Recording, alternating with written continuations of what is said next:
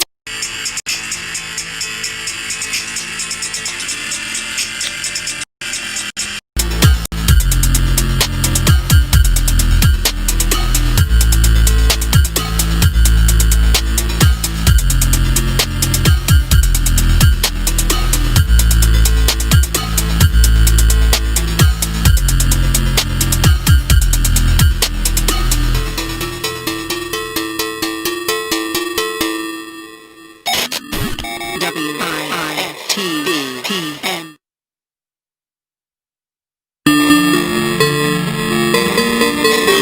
WBGX Chicago.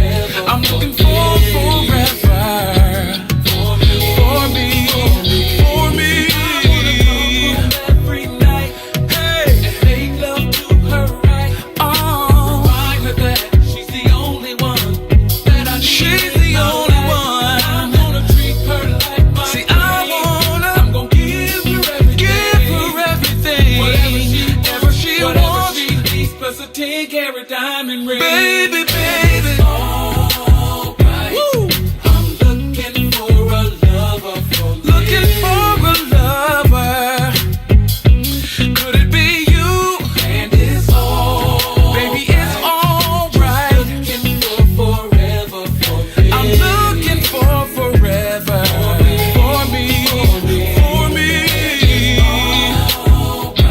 Hey. I'm looking for a lover for me. I'm looking, still looking. And it's alright. Alright. Looking for forever for forever. For me. For me. For me. AM 1570, WBGX Harvey, Chicago. What's up, good people? If you didn't tune in to the last I Said What I Said, here's what you missed. This legendary journalist, man, his list of accomplishments goes on and on. He's an author, a brother. He is someone that, for me, I've looked up to literally since I was about 11 or 12 years old. And this was really before I knew his name. I mean, I knew what Slam Magazine was. That's kind of what you did as a shorty. But I didn't even know that he wrote for it, right? And I had read plenty of his articles, but I didn't know that the dude who I saw every morning on my way to school was Scoop Jackson. Eastside crazy, man. So, in growing up over there where I grew up, there wasn't a whole lot of positive male representation. I would walk down the block past his house every morning. I would see him coming out of his driveway, right? He had this coldest truck, black Pathfinder, if I recall. I would see him, and he would always just take a couple minutes to chop it up, and it would just be me or, you know, a couple of my guys just walking to school. And again, over there wasn't a whole lot of representation of positive black males. I don't know that you were aware of the difference that you were making on us at the time. I don't want to say I don't believe in the concept of giving back. I feel if you give back, that means that you left. So my whole purpose in never leaving the same neighborhood I came up in is that I never gave back. You just give. I would hope that I would have impact on what your everyday lives were. I could be the one dude in the neighborhood that stopped and spoke to you, which I think is really important. Yeah. You know, because young individuals in black neighborhoods, especially young men, get ignored very quickly. All they the time. get dismissed. Right. They get minimized. And the one thing, I still do it to this day. You know, say what's up to everybody, especially young brothers, because we have a tendency not to acknowledge one another. And I've never lived that life. My hope was that, you know, us having the small time and me just being there and you all, you know, just developing a relationship with me and me developing a relationship with you would have at least a small impact on you. It would give you like, all right, you know, there's some decent people around me. There's something I can look forward to maybe. If I don't have anybody else in this neighborhood that I can talk to that can identify with me, right, I can ring Scoop's doorbell. You got a good memory. It was a black Pathfinder too. You good. Coldest truck I had seen. I was like, yo, that's raw. Cuz ballin'. I said what I said. Urban 2, every Monday, Wednesday, and Friday, right here on What's in It for the Black People Media.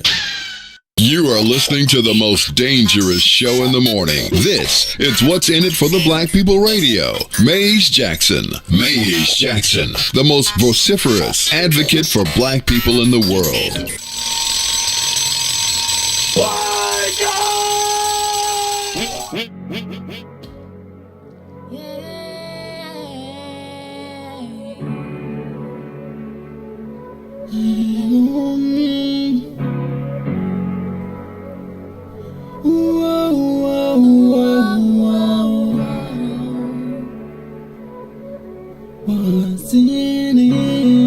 What's in it for the black people?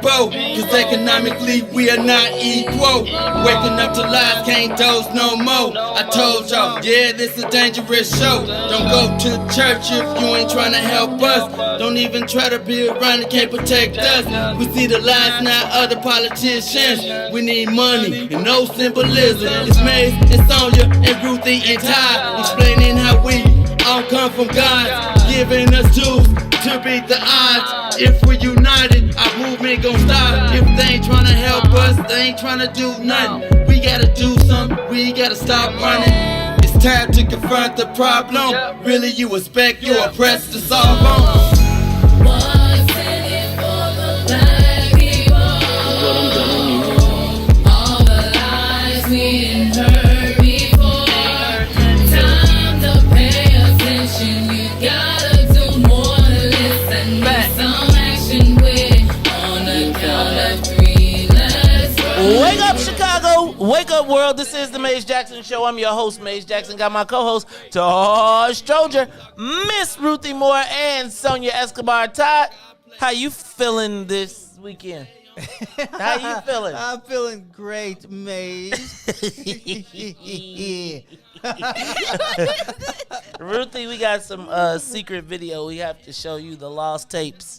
We're going to talk about it a little bit later on. I'm going to keep it on the low key. But, Todd, you all right, man? You feeling okay? Oh, yeah. Did you enjoy your Thanksgiving? Back. I did. Probably eat some turkey today. Well, you know what? We're going to talk about that and how long did them leftovers last. What did you do for holiday? One more day? Oh, no. Nope, sorry. But we'll talk about all of that. Huh? Y'all weak, see? Oh, if you were born in the 60s, you keep eating that thing for another 3 days. I'm going to tell you, if it was my mother-in-law, I'm telling you, we probably still have some from last year. Right? Because she freezes everything. She'll put everything away. I don't care if it's a piece. She will put it in the freezer. All right. My mother puts things in the freezer, and Hans is like, don't eat that. Because it's been there. You know what? I had to clean out my freezer like once a quarter. And you'd be like, oh, yeah, you got you. Good Lord, what is down at the bottom of this freezer? All right, look, Ty, we're going to talk about Thanksgiving a little bit later. But we got to say what's up to my girl, Ruthie Moore. Ruthie Moore, what's up? Good morning. How you feeling? You looking... you looking like you got some white people business to tell you. I was trying to figure out how my real job. All right, so Ruthie Moore, did you enjoy your holiday? Of course. All right, well, we're gonna talk about that a little bit later. So I'm gonna save Thanksgiving because we're gonna talk about that at 6:30 as part of our social media question of the day. Escobar season. How you feeling? You all right? How was your holiday? It was good. All right, well, we're going to talk about it. So everybody save their Thanksgiving stories. We're going to save that for 6:30 for the social media question of the day. But let's do this. Let's get into it. Oh, let's take the soul plane up to 60. That Sonia was like, we're going to take it up with or without you, dude, since you don't want to call Autopilot. She was like, I was like, wait, I wasn't even buckled in yet. Is this a Tesla plane? Nah, this one of them 87s that do what they want to do. Oh, that okay, fly okay. where they fly, and we might be able to get in that class action then. Well, shoot. If you're in that class action, that's probably a problem. Your family probably can get the money because you probably that's don't. probably. I heard that a friend of mine worked at an airline, and he told me that in the case of a plane crash, the people that descend on the spot have the ability to buy you anything you want on the spot, like. If you were like, I need a new Rolls Royce Bentley right now, they would have a black card ready to pay for it and drop it right then on the spot. They said that in those times they do kind of any and everything that happens. Not that anybody would want to be part of the class action suit. I'm gonna leave that alone. I had a joke I was gonna slide in there, but good morning. I'm gonna just let that. Let's get this soul plane and fly. You know what I'm saying? We got the new thing. All right, so look, man. The flight back from Green Bay had to be pretty long for a short flight. For a short hop, the Bears mollywopped. Made them take a bus. I'm with you on that. That's funny. That's like the whole. Do you ever have a coach like that be like, you play so bad? Ride with your parents. Oh man, ride with your parents. That's rough. Oh my goodness. The Bears mollywopped. I was angry putting on my Bears scarf today. I'm a Bears fan. So it's like I watched all the way to the murderous end. Oh, no. And Mitch Trubisky threw 3 touchdowns. So yesterday was my lowest fantasy scoring. I lost yesterday. I don't think I had a player except Mitch Trubisky that got over 10 points. Really? Yes, it was terrible yesterday. Well, I've got the best running back in the league. Derrick Henry? Yeah. Oh, geez. I He know was you snapped incredible. off. Man, he is just a beat. I mean, they said he was like that big in like high school. like 8th grade. He's like, give me you want your cornbread? No. All right, so the Bears mollywopped. I guess Mitch Trubisky, even though I did bet on Mitch Trubisky because, I always bet on the garbage time, on the quarterbacks that get garbage time touchdowends. Oh, yeah. Right? Because they can. Yeah, he got 3 touchdowns. Right. 3 touchdowns. So he actually was my top scorer yesterday. Even 3 touchdowns and 2 interceptions. Whatever Yes, it was. 2 interceptions. I still, you know what, guys? I want to participate. And a lost fumble. You know what? I want to participate in the coat drive. Oh, you know what? Let's do this. Let's take a break. Wait, how do you feel? Good morning. Thank you. I feel I'm good. I'm glad to be back in the building. Well, actually, I've been in the building all weekend, so Yeah. it ain't like I've seen you running around in the background. You know, I've tuned in. you know what? It's like this is like having a puppy. Right? Ooh, I love puppies. Yeah, but you got to clean up. Yeah, but they cute. Yeah, it's cute until you got to clean but up. they're babies. Right, you got to. It's a baby. You got to take care of it. You got to babysit. Even though I am gonna say our crew is starting to get a little tight on the weekend, they almost made me feel unneeded. Yeah, something like that. They was like, "What? You here?" I'm like, "Hey, Joe." Yeah, because when you hear they can't play around like they want to play. Oh, tell them, Ruthie. Look, we gonna talk about that too. It's the Maze Jackson Show. I am gonna put some more cameras back up in this bad boy. It's the Maze Jackson Show. We'll be back. The Maze Jackson Show will be back after this break. Shop at Black-owned and operated Solo Beauty, where you are appreciated and respected. Located at 8158 South Cottage Grove, Solo Beauty can supply all of your black hair care needs. Solo Beauty is open from 11 a.m. to 8 p.m., Tuesday through Saturday. Minding our black-owned business. I have a good friend with us this morning. I'm so excited. Jonathan Swain is here. KimBarkBeverage.com. We tend to talk about business a lot. We both are in family businesses. Was this the plan? Because you are second generation business owner. Yeah. No, actually, I'll talk about it from my father's perspective, and I'll talk about it from my perspective. His perspective, he did not want me to be in this business. The liquor business has a sordid history. You know, they call it a sin business. I mean, it's less that now, but it had a very sordid history. He didn't want me to do this. He wanted me to go off to school. My father was the first person to fire me at 9 years old. I was supposed to be at work at 11 o'clock, and I showed up 5 minutes late, walked me outside, and fired me. And I'll never be late again. So I appreciate him for that. I walked home. My mother said, "Well, what happened?" I said, "Dad fired me." "What happened?" "I was late." He said, "Well, you got fired. You're late. You can't be late. Told you to get up and leave." My side of it, in many ways, I have a very unique rearing experience in that I've never seen my father work a job. So when I was born, my dad was an entrepreneur.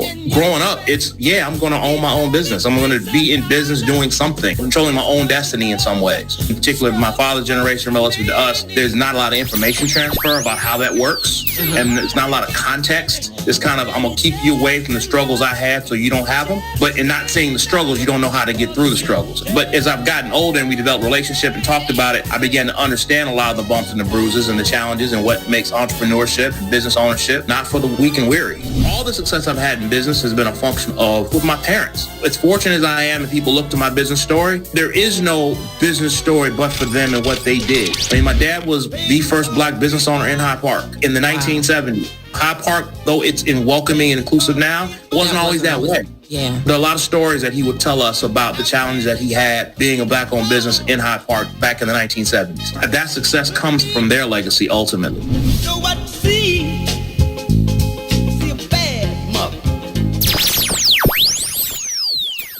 Back to the Maze Jackson Show.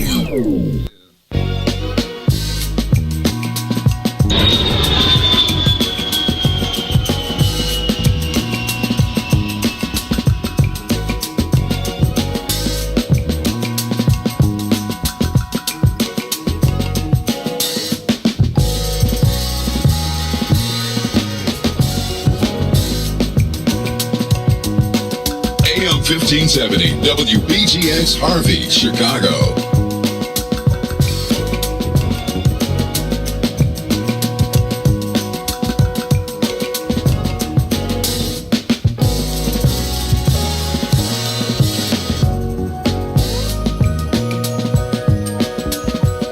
You are listening to the Maze Jackson Show. I'm your host, Maze Jackson.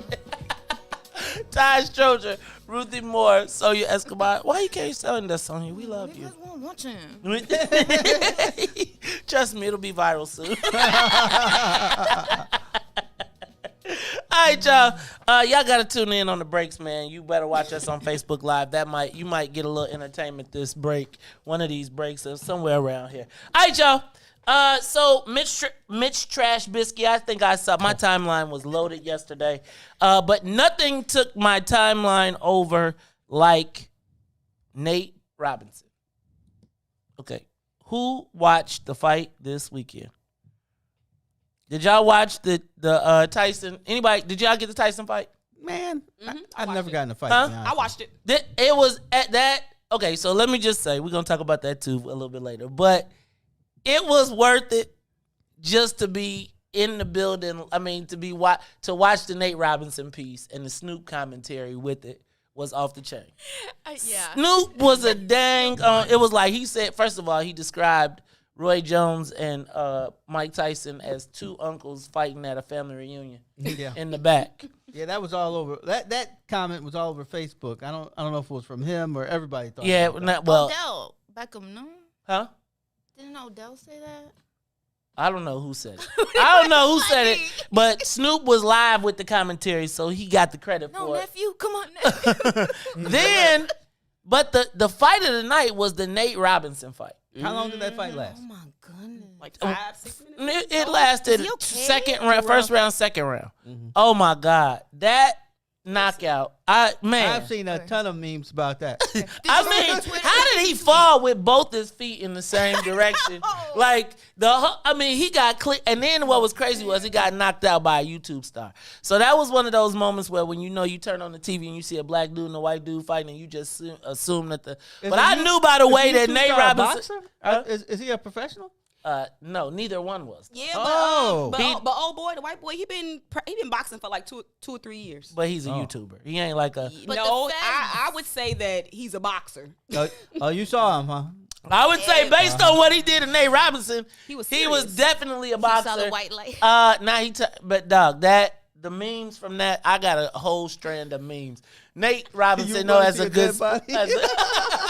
you want to see a dead? Y'all want to see a dead body? But Nate Robinson, being a good sport, said his Twitter was. Oh, he woke up? I just woke up. What happened? Who won the fight? So I think, and did he say he was doing it for the culture? I was like, Tamiko said, who gave him a vote on who gets to represent for the culture? Because he was. You know what I kept thinking? That's your culture. If this is any indication of how the race will go, we Oh, gonna be in trouble. Can I tell you what? I know it was a lot of white boys with a lot more confidence. Yeah. I'm just gonna tell you, he did that. I felt sorry for kids growing up in Bolingbrook right now, because I was like, somebody white is gonna test you on Monday. Somebody white is gonna test you on Monday. All right. You know what that is? That's that thing where black people like, we're black, we're athletic. Yeah, I can beat him. I mean, he was cut. You know what? In a street fight, Nate could have took him, but with them boxing rules. Yeah, Nate was trying to. Nate was always in the way. Nate, That's another black Nate thing. was trying. I think he would have been better MMA. Yes, right. He would have been, because he was. Grappling He and was stuff. right. He had. His stance was like. I was like, dog. Who talk? I was like, have you been even in a fight outside? Probably not. Like, but I don't even think kids fight these days hardly. Like, I don't, because they don't even be outside Nate, enough to fight. He's gotta be Like, closer to your age though. but no, Nate ain't my age. I'm 50. Nate was still playing a couple years ago. He gotta be like 30 something. Really? Yeah, nah, dog. I'm just saying, like, do kids fight anymore? We gotta talk about You gotta that. be closer to Ruthie's age. I was just thinking, like, I don't know, like, do you have to still He's deal 36. with the only thing you have okay. to see? You have to worry about cyberbullying. You don't have to worry about like fist fight bullying. We're gonna talk about that one of these days. Black Friday, the theft. I did not see a lot of white people flooding was there a massive influx of white Chicagoans on the South Side this weekend shopping as part of Black Friday? You know what? Because the city stole the Black Mall and Toure Muhammad's shop Black Friday and remarketed it, and all they did was get white people cursing like, if you don't take your... So did Todd, Ruthie, was Chatham overrun with white folks looking to do something besides steal your homes? Why y'all laughing? I'm just saying. I was driving yesterday. I was in Chatham and I saw a sign for Pangea, and I was like, "Oh damn, here they go." Oh no, they already own half of. Man, I'm just. And you can really, like, for real, you can overlay like a crime map onto Pangea properties. Mm-hmm. But it's not their fault. I mean, it was. I'm just saying. You Like, ready? We on this morning? Miss I'm, L? okay, all right. Oh no, we can be on it. I'm about it all the time. I'm just saying, I need somebody to. I lived over there all my life. That area has always been pretty wicked. Pretty wicked. Pretty well, wicked. Well, that's why people there's a. Can I tell you that there is a business? There is a business model that is built around dealing with high crime, high propensity for damage areas. Like there's a group of people that take that and then they build a profit center around that. When I used to market alcohol, when I used to do like there was a specific set of girls that were meant to go to like black liquor stores in black neighborhoods, like where everybody was behind bulletproof vests and they had to come out behind, right? And they had their short dress and was giving away free shots of alcohol to brothers as they were on their way to their Saturday night shenanigans. And it was a whole business model, and I had to pay extra. Like you got paid an extra $10 an hour. They call that hazard pay. Well, we didn't call it that. We called it it extra. We called it urban pay. But we'll talk about that some more. Cyber Monday. Looks like we're going to be on the internet looking for Cyber Monday since Small Business Saturday. I want to know how that went for black folks. The virus vaccine to be distributed, who first? There's an argument for it. Black preachers arguing that we get it first. I was like, man, you got to watch them preachers. We're going to talk about that in a minute because I don't know. I don't know if this is misinformation or not, but they said it opens the new one opens you up for. I'm going to check this out before we do it because I am going to say it. CPS students sent killer emails. I don't know if you saw that they got hacked and there were emails telling kids they don't know why they feel this way, but go kill someone. What? Underreported story. 11th District, Chicago's killing field. In the 11th District, which is known as the Harrison District. Yeah. They have as many homicides in that district as the whole city of Minneapolis. Really? I thought Harrison was a calmer place because hell no. Is this still in the they drew the line. Because the drug they drew the lines around it and said this is Harrison. Oh. Like so it starts at Western, right? And it's Western to Cicero, North Avenue to Roosevelt. Mm-hmm. No, Joe. It starts Western is where the line is right now. Yeah, no, but I thought it was very controlled by whoever was doing business there. But because it used to be the thought that if there's a lot of action, people wouldn't come anymore. We're gonna talk about it. Well, we're gonna talk about that a little bit later. Mayor Lightfoot avoids red light tickets. Her crew was speeding through, but they don't pay. They didn't pay, and she got 10 of them dismissed in court. Oh, they got non-suited. And COPA does its job for once. We'll talk about that as well. Look, y'all, it's the Maze Jackson Show. We'll be back after these messages. The Maze Jackson Show will be back after this break. Introducing your trusted source for high-quality black emojis, better known as Blackmoji. We believe black is beautiful, and that beauty should be reflected in the digital market. Now there is an app that does just that, starting with Black Greek letter organizations. Blackmoji D9 offers more than an emoji app. It is a cultural experience of black excellence. Download the app in the Apple or Google Play Store to access a specially curated catalog of emojis representing the Divine Nine. Use the emojis to celebrate Black Greek events, acknowledge current events, support social causes, and learn about esteemed Black Greek members who blaze the trail of Black history. A portion of every subscription goes toward a scholarship fund specifically for members of Black Greek letter organizations to help keep the legacy alive. Download the Blackmoji app today. WIFTBPM.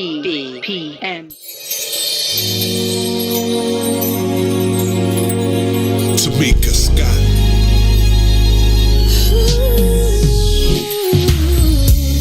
Yeah. As we take this journey through life, we face trials and tribulations. But just know, the enemy is not gonna win, cause the storm is almost over. That's right, the storm is almost over. You give up, you come too far to turn back now. Hold your head up, it's almost over. So set up to take you to your destiny. It's gonna be alright, everything happens for a reason. This is your season. Just keep on believing. Blessings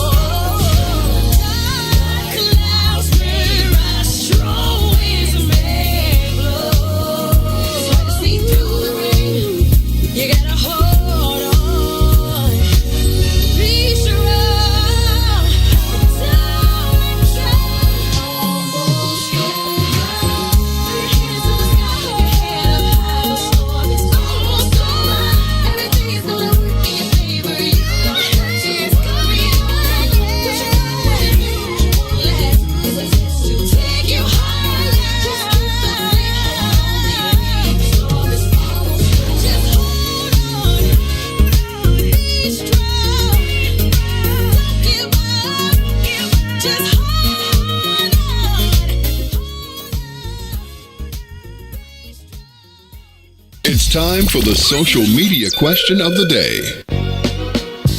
You are listening to the Maze Jackson Show. I'm your host, Maze Jackson. Got my co-hosts, Todd Stroger, Miss Ruthie Moore, and Sonia Escobar in the building.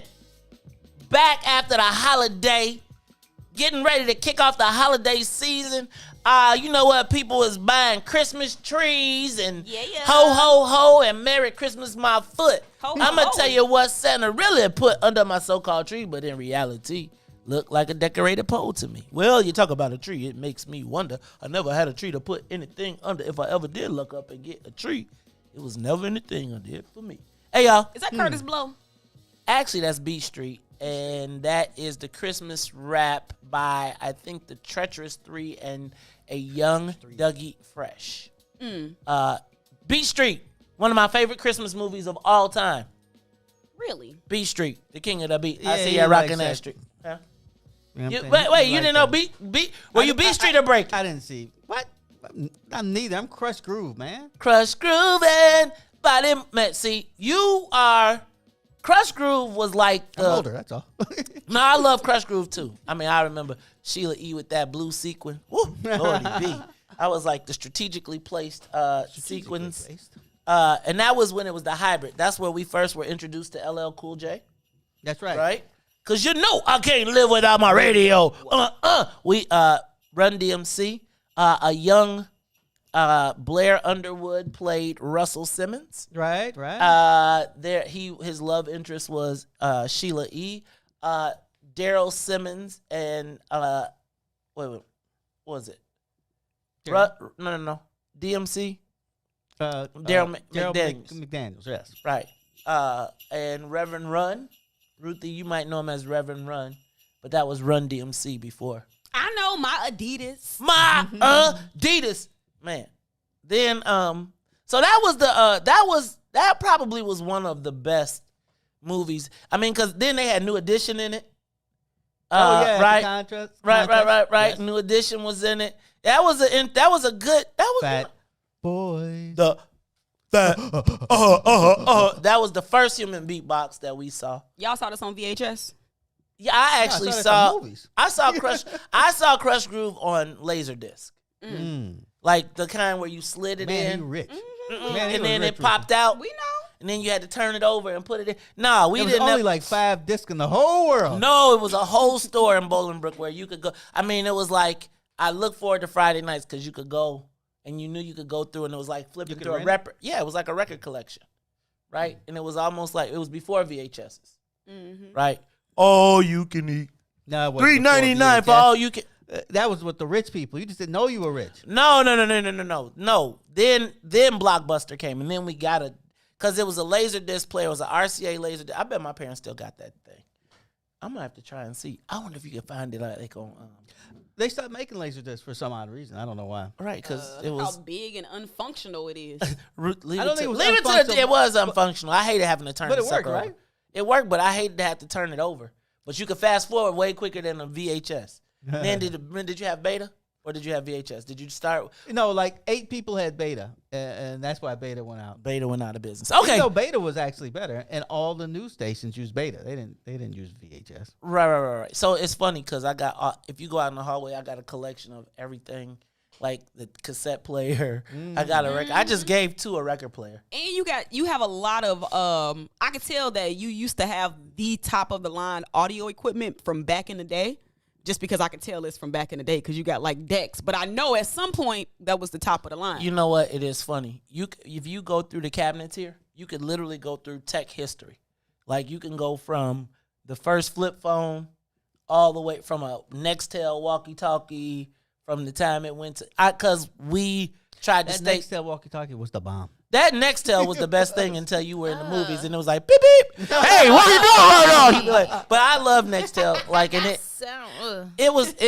used to love Nextel. Man, and we had all of the street teams rolling with the Nextels. Right. So I had teams of like 20 people and I could be Nexteling them instead of... It was really cool. It was. All right, you know why we got into all of this? Because it's holiday season.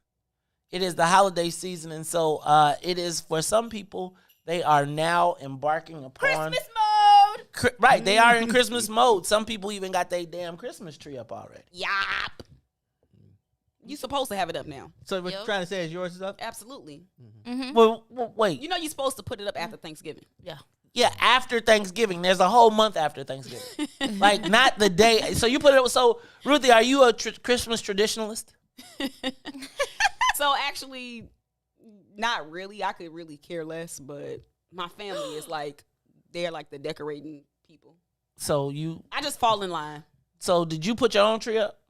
No. Your sister put it up? Uh-huh. She came. Did she put her own tree up too? Uh-huh. So she came up and was like, "Hey, Scrooge, move out the way." And do you have a real tree or a fake tree? Man, I did a fake tree one time, and I think I'm still picking up pine needles. A real tree. That's what I meant. Yeah, that's what I meant. Oh, yeah, right. I get a real tree. No, that's too much work. It is. It's really not. It's a lot of work. I just take. No, it's really not. If you take care of the tree, you gotta water it. And I don't like bugs. What trees you? Where you we going to get yours from, Pembroke? I mean Pembroke. Like you literally cutting it down. But I don't want to bring no real tree in the house. I just Right. feel There like may be a bugs. squirrel in there later. You like, oh, what the heck? What are you doing in there? Nah, man, nah. Well, Who sweep the pine needles up? Vacuum. Right, vacuum exactly. them up? You vacuum them up. But you know what? The way I do my tree is I put the bag underneath To catch everything? the bag. So it's like they have these Christmas tree bags. So you put the Christmas tree bag down, and then you put the water in the thing in it, and then you could just literally pull the bag up, tie it like a garbage bag, and then unscrew the hole and and then pull just it pull out, the tree out. and then everything's inside the bag. That's You, kind of you throw it away after that? Yeah, or I take the city. Supposed to The have it city mulched or something. Yeah, the city has a program where you turn it into mulch, which I thought was gonna be cool to spread around my lawn, and I was like, this is dumb. Like, what they need to do something else with this, because it was like I thought it was gonna be cool. It was really like, this is a mess. Rake this mess up again. Get it out. All right, but so I want to talk about Thanksgiving, because did you see the story about the mayor of Denver who got caught up, just like the mayor of Naperville got caught up he went to a wedding right before Thanksgiving. Ah. The mayor of Denver went right. to Mississippi to be with his daughter for Thanksgiving and apologized even as he was telling people not. Mm-hmm. Did we see JB or the mayor over the holiday? Nobody snitched. No. them Do we look at people got caught up. we gotta go to we need to look at Second City. We'll know. If we go to Second City will tell us what they do. But I always noticed that the mayor and the mayor seems to not have press conferences around holidays. She just disappears. And then she gonna come back, she gonna look a little darker, right? She gonna have a haircut, like her hair's gonna be blown out and cut, and she gonna be back, look, I told you all. Get back in line. You better not have. She's probably looking in. Everybody had memes of her looking in their window at their turkeys and stuff, right? JB always suddenly has a run-in with a COVID-19 somebody around the holidays. So he has to go to quarantine. And then we go from the mystery bookcase shelf. He's broadcasting from the bookcase. And on the other side, everybody like, come on, JB, hurry out with them people from Chicago. We down here in Florida on the beach. They should just really get green screens to pretend like they at work, like everybody else who in the Zoom world. So let me ask you a question. How was your Thanksgiving? How did you celebrate it? Family or not, right? Did you have family? Did you not have family over? Or did you have creative get-togethers? Like, did you Zoom, right? Did you Zoom call, or did you have like a family prayer over Zoom, or did y'all like watch a movie or anything? Did anybody go out of town? The airports seem to be pretty busy for there to be a pandemic. Seems like the mayor could have just been like, close the airport, and then we could have stopped all of that super spread. Right? I'm just saying. But she was like, oh, because she probably fly private. You think the mayor flies private now? She has to. I believe so. Okay. Mm-hmm. Or in disguise. As what? Oh. Stop. What would the mayor's disguise As be? a civilian. You know, she could just put on a mask and a hat and some sunglasses, and you probably wouldn't A even... mask? Don't you think that makes you, everybody notices you there, though? No, I'm talking about wearing a mask. Prosthetic? Oh, you just mean like a regular COVID Yeah, mask? we a would pandemic know. mask. We'd know by them pants that's dragging. We know by the You'd have to dress 5-button differently, suits. for sure. We know by the 5-button She suits. wearing Steve Harvey suits, huh? Now, when a mayor travels, I'm pretty sure she get comfortable. people travel in comfortable clothes. No, Ruthie, the mayor of the city of Chicago. If she is on now she private, she probably wear her Jordans. Could you see the mayor with some Jordans in an Air Jordan suit? Come on, Amy, let's go. In a tracksuit. Ooh, she could probably get some tracksuits from Maria Pappas. Those be cute though. Maria Pappas be like, what you, Maria Pappas, and then she be like, and by the way, it's my show right now. I like Maria Pappas a lot. So anyway, what do you think? Okay, so back to, how did you eat?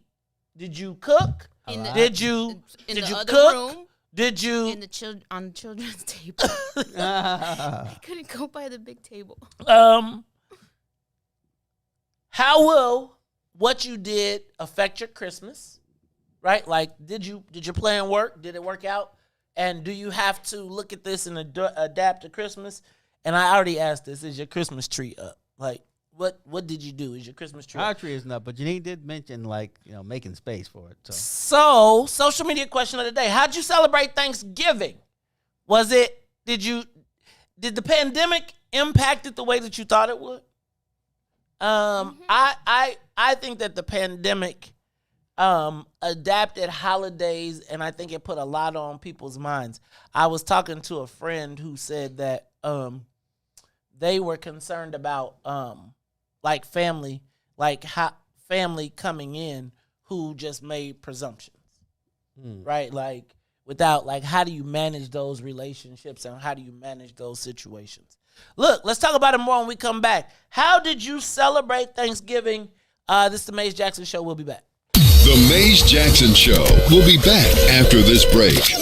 The Chicago Legal Network is the collaboration of attorneys that concentrate in many areas of the law most needed in Chicago neighborhoods. The CLN lawyers focus on personal injury, criminal defense, and other issues. The CLN lawyers all average over 20 years of legal experience and are dedicated to helping the Chicago community. The Chicago Legal Network is committed to developing black lawyers through mentorship and co-representation. So if you were injured in a car accident, slip and fall, or injured on the job, or you need assistance with criminal defense, including driving violations and DUI, check out chicagolegalnetwork.com for more information or call 773-912-3545. 773-912-3545. Boys, step aside. The Radio Rookie is in the building. The Book of Dawn, Monday through Friday, 9 a.m. to 11 a.m. on What's In It for the Black People Media. Are you curious to explore the intellectual currents that channel our thoughts and frame our reality? Have you ever meditated for relaxation and accidentally discovered the universe in the process? These matters and many more you may never have even thought of will be yours to explore as you come with me into Muwakil's world. Every Monday, Wednesday, and Friday from 11 to 1. Right here on What's In It for the Black People Media. It's time for the social media question of the day.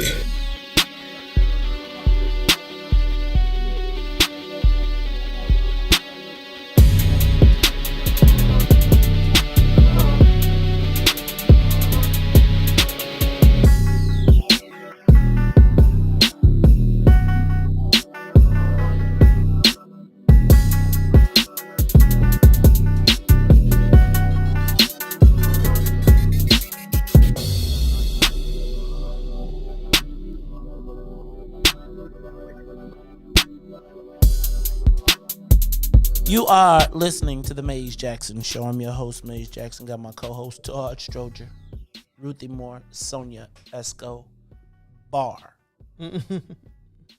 Ruthie Moore, I know you be personal, but how did you celebrate your holiday? I'm glad you know. Ruthie be like, I don't do all this camera stuff. Look, everybody, look at Ruthie right now. Yeah, right. Pay attention. So, me and my sister, we did drive-bys. We ate our Rome Joys. How was it? It was really, really good. Succulent. How did you make it? You know what Rome's Joy, shout out to Rome's Joy, because we all got one of those kits, right? Mm-hmm. At the family meals. Macaroni and cheese was excellent. The one thing I would say is I needed instructions on how to heat it up. It came with instructions. Where? Mine came with a piece of paper. Yeah, mine too. You know what? That's probably. You know what? That's Maze Jackson not looking all the way through the box. Yeah, I right. was like, take it, because I was trying to guess figure there out was where I'm gonna something put like all that. this in the refrigerator. Right? You know, you had a refrigerator. Okay, so go ahead, finish, Ruthie. I'm sorry. No, so it was good. You And drove by. How was your black cakes? Oh, they was sweet. You still got. Ooh, good You be like, God. Yeah. did you eat ice cream with your sweet cake? No, it was after you eat the cake, you start shaking. But it was good. Got to see my family. Got plenty of food left over. I think I'm done with it. So I'm either gonna put it in the freezer or put it in the trash. Freezer. You know what? How about this? No, I'm not making no variations of it. I don't want none of it. Turkey hash. All the black parents, please don't make your kids eat variations of holiday food until 2 weeks after. Don't do it to them. Somebody said that to me. It's like, I feel like I'm not a leftovers person. So like, even though I added to the meal, the only thing I cooked personally was a rib roast. And it was really because I had bought it, and then the Rome's Joy came, and I was like, this bad boy has been in the refrigerator. Right. And I don't eat steaks like Todd when they're brown. So I made the rib roast, which was like, You ain't lying. actually epic. It was epic. It was like, man, that bad boy was great, and I just seasoned it simple.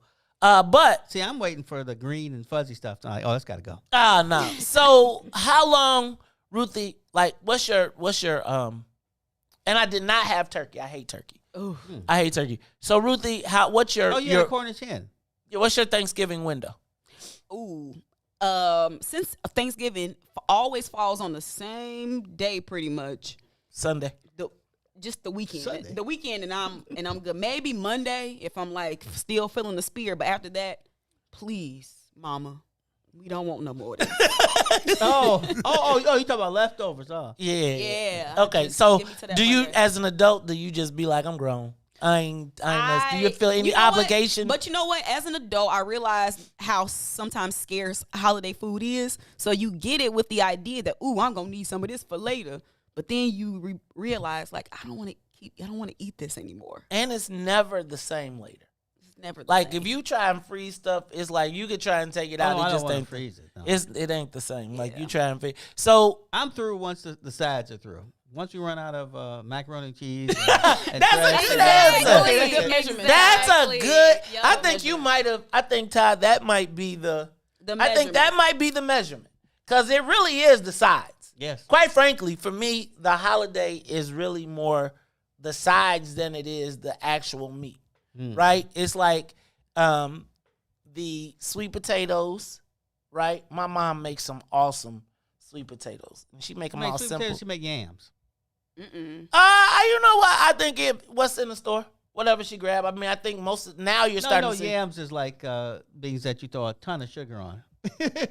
No, then she uses sweet potatoes because Okay. my mom actually just told me stop boiling your sweet potatoes. Just put like 2 teaspoons of water in there and let them cook in themselves. Oh. And there's so much liquid in it that it'll keep all the nutrients. So I just learned that. So that's Todd though. I think Todd might have come up with the actual physical, like when it's time to get rid of the Thanksgiving food. Now, are you gonna take it under the bridge? Ruthie, don't throw it away. Take it under the bridge or bring it here and I'll take it under the bridge. Okay. Cause Yeah, we took some under the bridge. yeah, I feel like because one of the things somebody pointed out to me is the people under the bridge when they get the free whole turkeys, where they supposed to cook them at? Where they supposed to cook Oh them yeah, at? right. That's Right, like they ain't got well shoot. And then one year my friend was giving them all propane tanks, and it was like a giant explosion. Sound dangerous. It was Whoa. terrible. It was explosion and the whole thing, and they burnt Yeah. up the whole tent city, and they had to start all over. Yeah. I wondered did she take that post down because she was telling people, "Hey, everybody, go buy a tank, drop it off." And it was like I remember seeing I'm the not post. sure about when I have a bet you took propane that down. tank. I'm like, wait a Man, minute. I always be like, Propane can you and smell that? accessories? Yeah, Do you did I turn it off? Right. You know what the worst is when you have like a gas grill, you turn on the propane tank, and then you take off the food and forget to turn on the propane tank off, and then it's all of it's gone. Yeah, you come back next time. And you be like, dang. dang. You go, you be like, wait. That actually happened to Lefty me. loosey, righty tighty. That's Hans not it. is Yep. Lefty. Hans is a good cook, but he's not the greatest to turn off the tank. Yeah. So you always have to check back. All right, Todd. So what did you do Thanksgiving? Besides beating up on your son, we just ate at home, and then we went to the Martins and did dessert. You know, but the that's Martins don't go out, and Steven, who does travel, but he gets tested like every time he leaves the city, he gets tested. The Martins. You know what? That's what I did not have. Dessert. I ordered Jenny's ice cream. That is some. Yeah, Jenny's ice cream. It's good, but they seem to control the north side now. Jenny's. I had some Uber Eats deliver me some Jenny's ice cream. I started to get gooey butter cake, but I wound up getting strawberry buttermilk and something else. But I missed my sweet tooth this time. Like I didn't bake. Like I usually get in the. I like lost my baking. Like you know how you just like run out of gas and you just be like, man. It's like I had big plans and then it was just like, you know what? That chair looks really nice. Yeah, I don't really have any more space after the meal, to be honest with you. Nah. See, I may come back for seconds and then it's all over. I like to eat small. I like to eat small portions. Like I like small plates and then going back and sampling. Sonia Escobar, what'd you do for your holiday? Well, I got to see my mom, dad, and brothers. Yay! And I sat at the kids' table. But I had eyesight on them. That's it. It's kind of sad. Man, I'm going to tell y'all. It was, so COVID, how would you say COVID impacted your Thanksgiving? Positive, negative? Negative. No. Sonia says negative. Well, yeah, because we would have had some people over, some of our relatives. Are you like a party guy? Are you like the party animal, Todd? No, but some of our relatives don't cook, and there's nobody in the family who cooks. And they would have come over if the. Oh, did you deliver plates? No, they ordered something. Yeah. Oh, okay. They ordered. You know what? I think I would love to know how many people ordered food. Like I know quite a few people that did catering. Like catering, like I remember that used to be like a no bougie type of thing. Mm-hmm. But I feel like it was honestly the Rome's Joy thing. That practice that was a nice little. I might look at that because it was like seasoned. Normally you can't be eating everybody catered Thanksgiving food. Yeah, Rome's. I was like, oh, this got some soul in it. Ruthie, you gotta stop. I'm gonna tell you. I got a story for you. I'm gonna tell you off break because I'm gonna get you in trouble with your people. But you got this. Can't be having. You got the.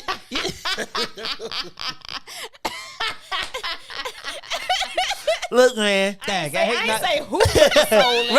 Right. See, you got the. I missed the joke. Dang it. You remind me to tell you on the break. Okay. See, Ruthie, Ruthie probably gets very high class Thanksgiving invitations, right? Mm-hmm. And then because first of all, she said you can't be eating everybody's catered Thanksgiving. Now, first of all of us know this is probably the first time Black folks even thought about catering. Yeah, I never. Ruthie is like it's a regular, right? So now so Ruthie's talk about like Boston Market or something. Huh? Yeah, that's what I'm talking about. You see, you got to buy if you go like Boston Market. I ain't gonna lie. Know what? I don't like Boston. My kids like Boston Market, but you don't want turkey anyway, though. No, I don't like turkey at all. I go to Boston Market. I want turkey. I like a jerk. I jerk fried a Cajun turkey one time, and it was really good. That's a lot going on. That was the whole point because I was like, turkey is just jerk fried Cajun turkey. Yep, I jerked it. I then put some cake. Like I was like, let me add a little Cajun seasoning to this. So wait, is it still jerk if you make it Cajun? Well, I jerked it on the outside, and then I pumped Cajun butter in the inside, and then I threw it in a pot and grease fried it, right? And I did not use peanut oil. I used straight grease. That turkey had every culture. He used lard. Man, I pull that back. Let me tell you what though, for a person who hates, for people who was talking smack, that turkey was like all bones. Last time you used Crisco oil? Who still use Crisco? I don't know. You know what? Do they even still sell them? Yes, cans? they do. They sell can of Crisco. I bought the Crisco butter the other day. I'm going to try that out in a cake one day. All right, y'all, this is the Mace Jackson Show. All right, when we come back, we're going to get to the real business. It seems like Mike Madigan, you know me. We got to there were more emails released. And I just really think that as more emails released, and just for those of y'all who thought that he was untouchable, there was no evidence apparently he personally asked to put somebody on the comment board. But we're going to see a little bit more about that. And we're going to see what's taking so long. Because you know what, Todd? What's that? I can't wait I think I'm waiting for January. Because I cannot wait to see. What would you say if Jesse White became the de facto Speaker of the House? I would say that's not happening. But it sounds interesting. We'll talk about it all when we come back. It's the Maze Jackson Show. WIFTBPM. AM 1570, WBGX Harvey, Chicago. The Maze Jackson Show will be back after this break. Maze Jackson. If you could make up a social media holiday, what would it be? Randy said National Don't Let No One Put You Down Day. No, what you gonna do? So when they say something crazy, you slap them? Be like Maze said.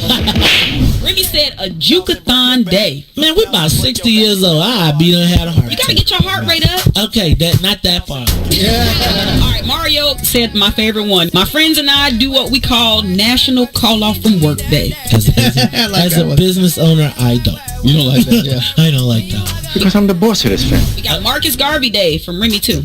Oh, Marcus Garvey Day. All right, what will we do on Marcus Garvey Day? Call off from work. I'm gonna need you to go ahead and come in tomorrow. That would be great. Okay? Yeah, right. Every black holiday has something to do with calling off from work. You're cool. I'm out. How about National Join a Positive Black Organization Day? Because I don't want to be recruiting. I don't want to be recruiting and the brothers be like, thank you. Thank you. How about National Tell White People the Truth Day? Tell them how you really feel. You can't handle the truth. Why don't we call that National Black People Get Locked Up Day? I'm going to tell them there's an African-American man threatening my life. Hello. The most dangerous show in the morning.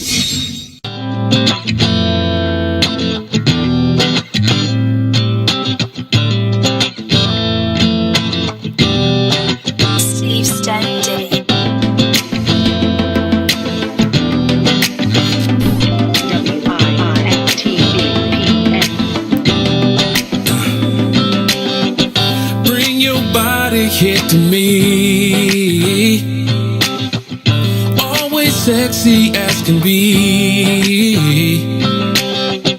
watching every move you make, no more dreaming about today. From the first time I saw you, I knew you'd be mine. See, I knew that you would be mine.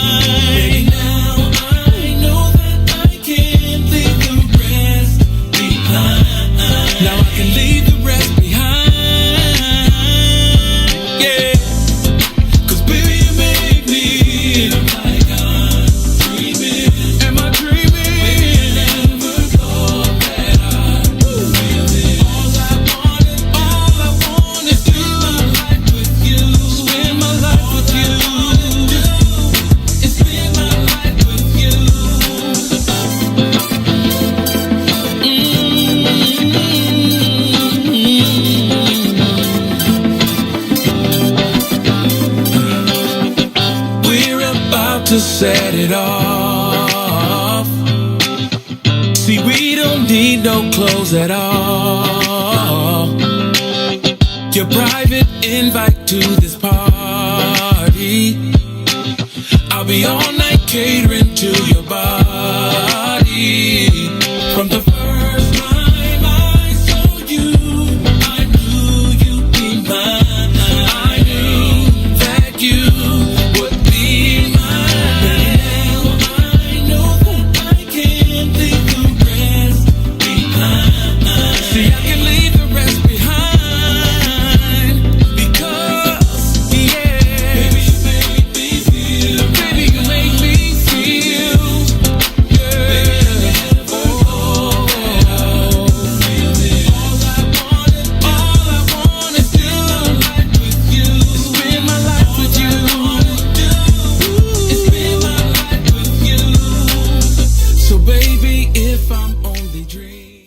You are listening to the most dangerous show in the morning. This is What's in It for the Black People Radio.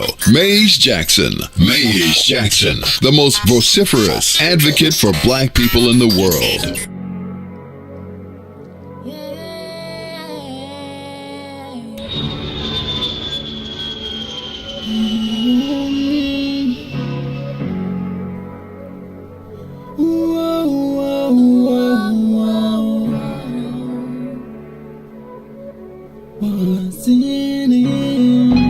What's in it for the black people? Cause economically we are not equal.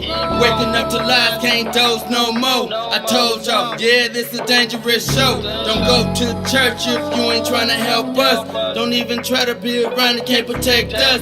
We see the lies now, other politicians. We need money and no symbolism. It's Maze, it's Sonia, and Ruthie, and Todd, explaining how we all come from God, giving us tools to beat the odds. If we're united, our movement gon' stop. If they ain't tryna help us, they ain't tryna do nothing. We gotta do something, we gotta stop running.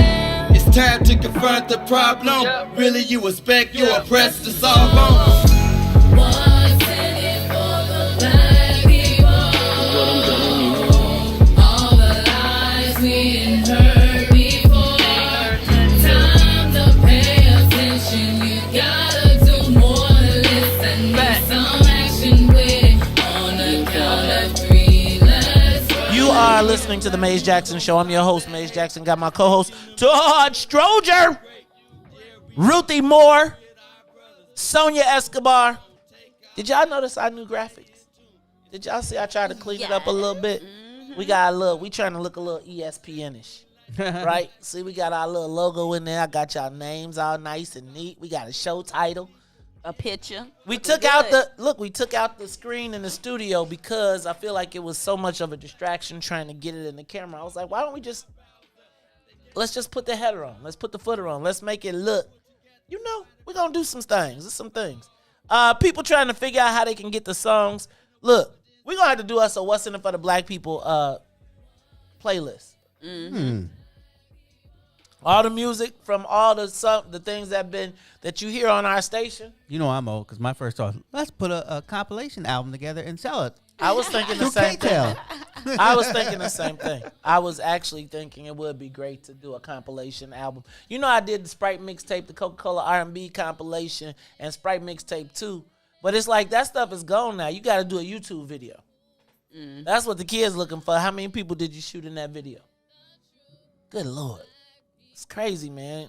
Did y'all watch, one thing I was noticing, did y'all watch the fight the other day? And when the fight came on, did you see which one? The Mike Tyson fight? Did y'all see Did you see the Bloods come on there gangbanging? It reminded me of somebody say, I didn't see it, but I saw somebody say something like they didn't know they had to dance. Oh, no, they was blood walking.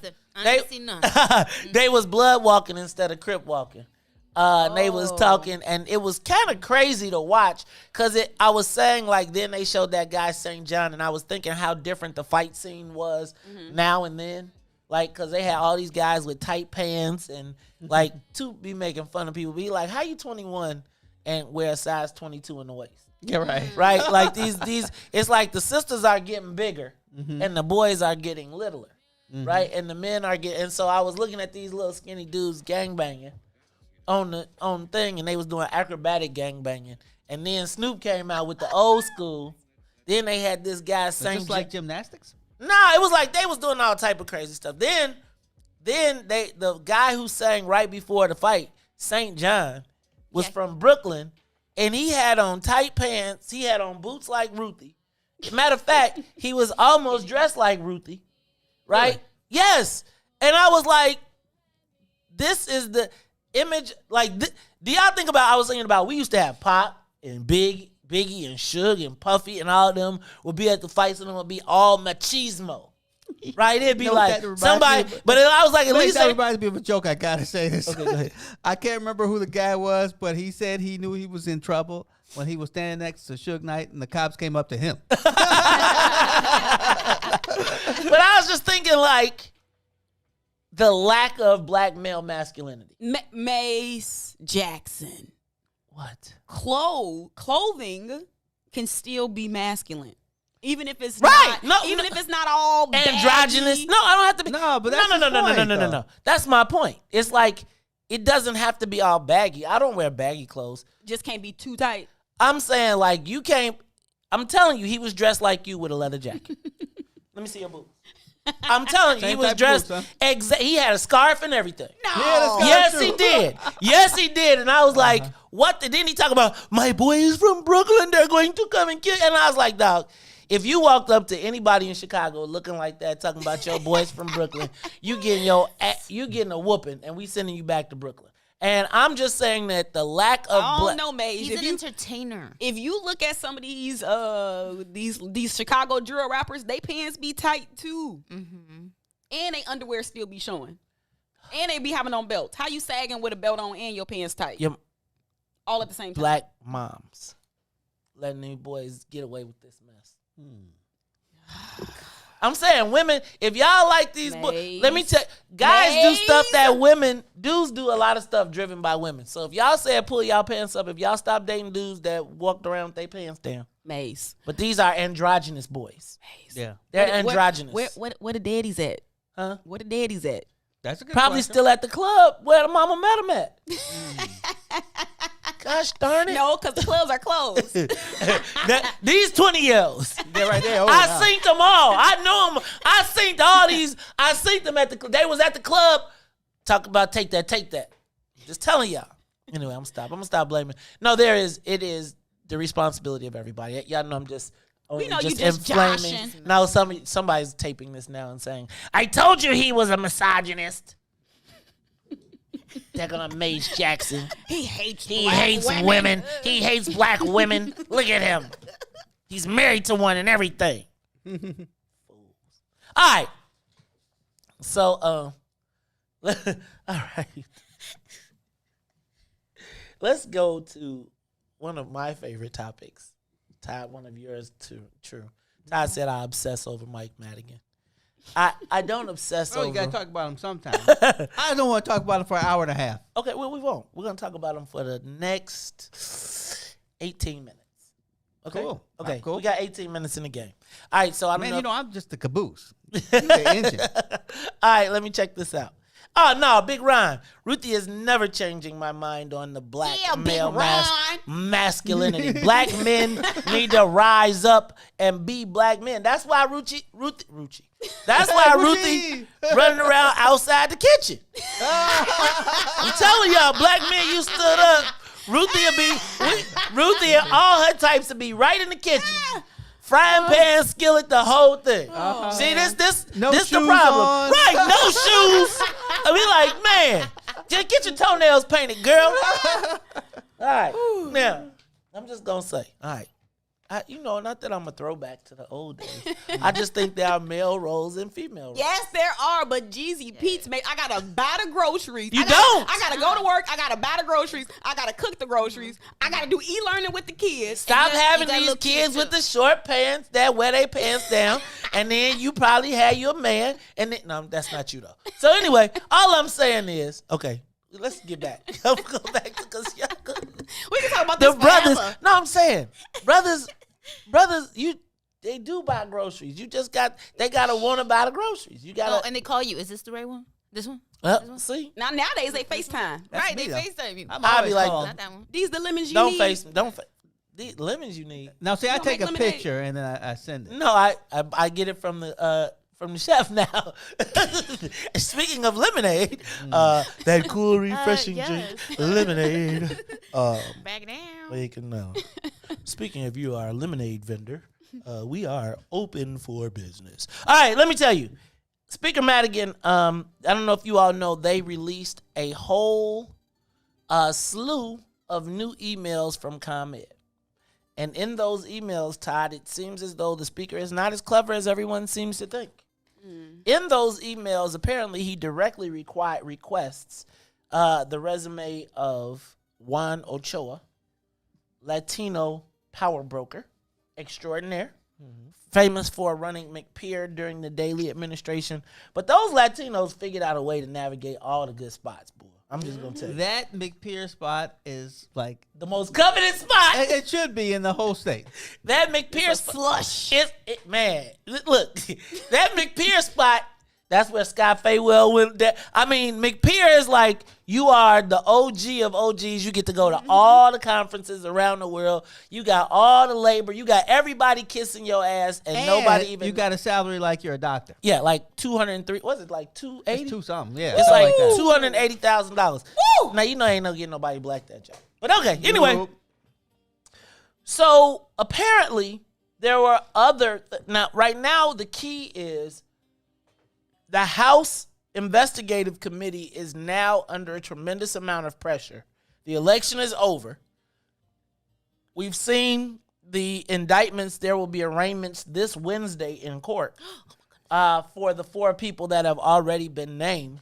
The pressure is building now. Madigan is already under 18 votes, right? Now, I mean, he has 18 votes against him, so he does not have the votes to be a reelected speaker. Now, to avoid this being put on Front Street, he canceled the veto session with the thought process that in canceling the veto session that he could stave off people getting together to conspire against him, keep them away from each other so they cannot get together and start counting for good. Now he's faced with the fact that there is a lame duck session where he has said that regardless of the votes, he is not going to go down with the fight. They will have to vote him out. Now, there are rumors floating around that there are diehard Speaker Madigan loyalists who, no matter if Jesus Christ came back, would not vote against him. Now, you can imagine who is in that group, right? Mm-hmm. Catholics? No. The black ones. But apparently, at this point, there is a belief that he holds a hypnotic spell or paperwork. Now, I want to point out that... Which is worse than the hypnotic spell. But what I want to point out is that now there is pressure building on members of the committee. Now, I'm going to tell y'all know me. I'm not going to bring a rope to the hanging. Mm-hmm. But now Republicans are floating all types of... My inbox has been filled with salacious documents about members of the committee. Oh, my goodness. With the hopes that we would slander them and shame them into pushing the hearing. Now, I'm not going to get involved in that. But I do think what is happening now is there is a sense of inevitability that the speaker is probably going to leave. Now, this rock is rolling downhill. The key is now the Madigan loyalists believe that he has enough loyalists that he can prevent anyone else from getting 60, which would then make Jesse White the de facto Speaker of the House. We'll talk about it more when we come back. The Maze Jackson Show will be back after this break. Minding our black-owned business.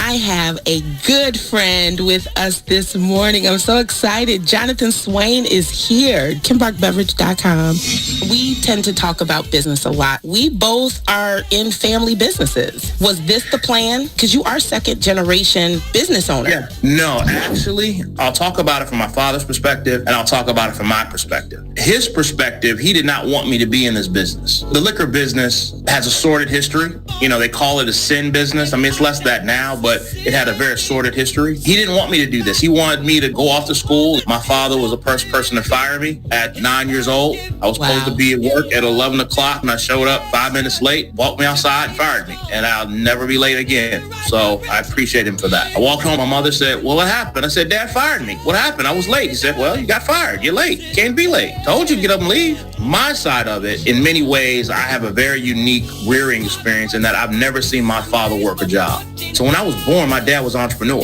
Growing up, I'm going to own my own business. I'm going to be in business doing something, controlling my own destiny in some ways. In particular, my father's generation relative to us, there's not a lot of information transfer about how that works. And there's not a lot of context. It's kind of, I'm going to keep you away from the struggles I had so you don't have them. But in not seeing the struggles, you don't know how to get through the struggles. But as I've gotten older and we developed a relationship and talked about it, I began to understand a lot of the bumps and the bruises and the challenges and what makes entrepreneurship and business ownership not for the weak and weary. All the success I've had in business has been a function of with my parents. As fortunate as I am and people look to my business story, there is no business story but for them and what they did. I mean, my dad was the first black business owner in Hyde Park in the 1970s. Hyde Park, though it's in welcoming and inclusive now, wasn't always that way. Yeah. There are a lot of stories that he would tell us about the challenges that he had being a black-owned business in Hyde Park back in the 1970s. That success comes from their legacy ultimately.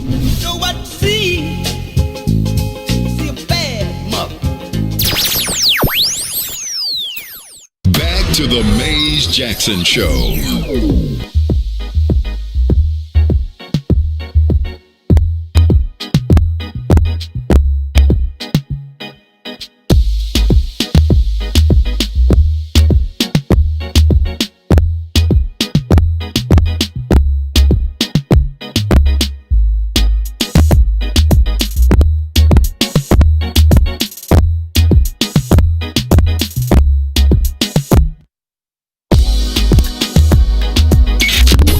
WIFTBPM.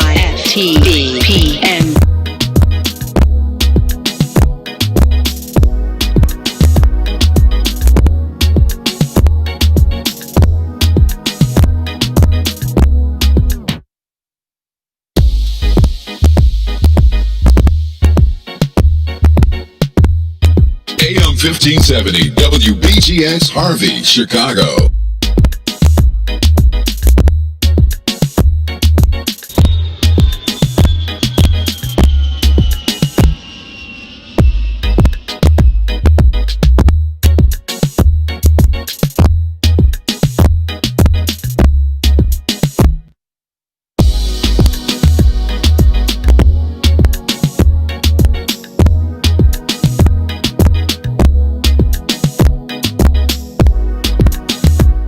You are listening to the Maze Jackson Show. I'm your host, Maze Jackson. Got my co-host, Todd Stroger, Miss Ruthie Moore, Sonia Escobar. See how I did that? You put that pause in there, so I said Sonia Escobar. I be thinking You I'm are so musical. Fast. I entertain myself. Hey. All right, y'all. So Todd, they are saying that, first of all, the fact that there is so one of the biggest things that is hilarious to me is that every white person that talks to me about what's going on in Springfield tells me that the Black Caucus could determine everything about what happens. Mm-hmm. Everything. Like if the Black Caucus voted as a group.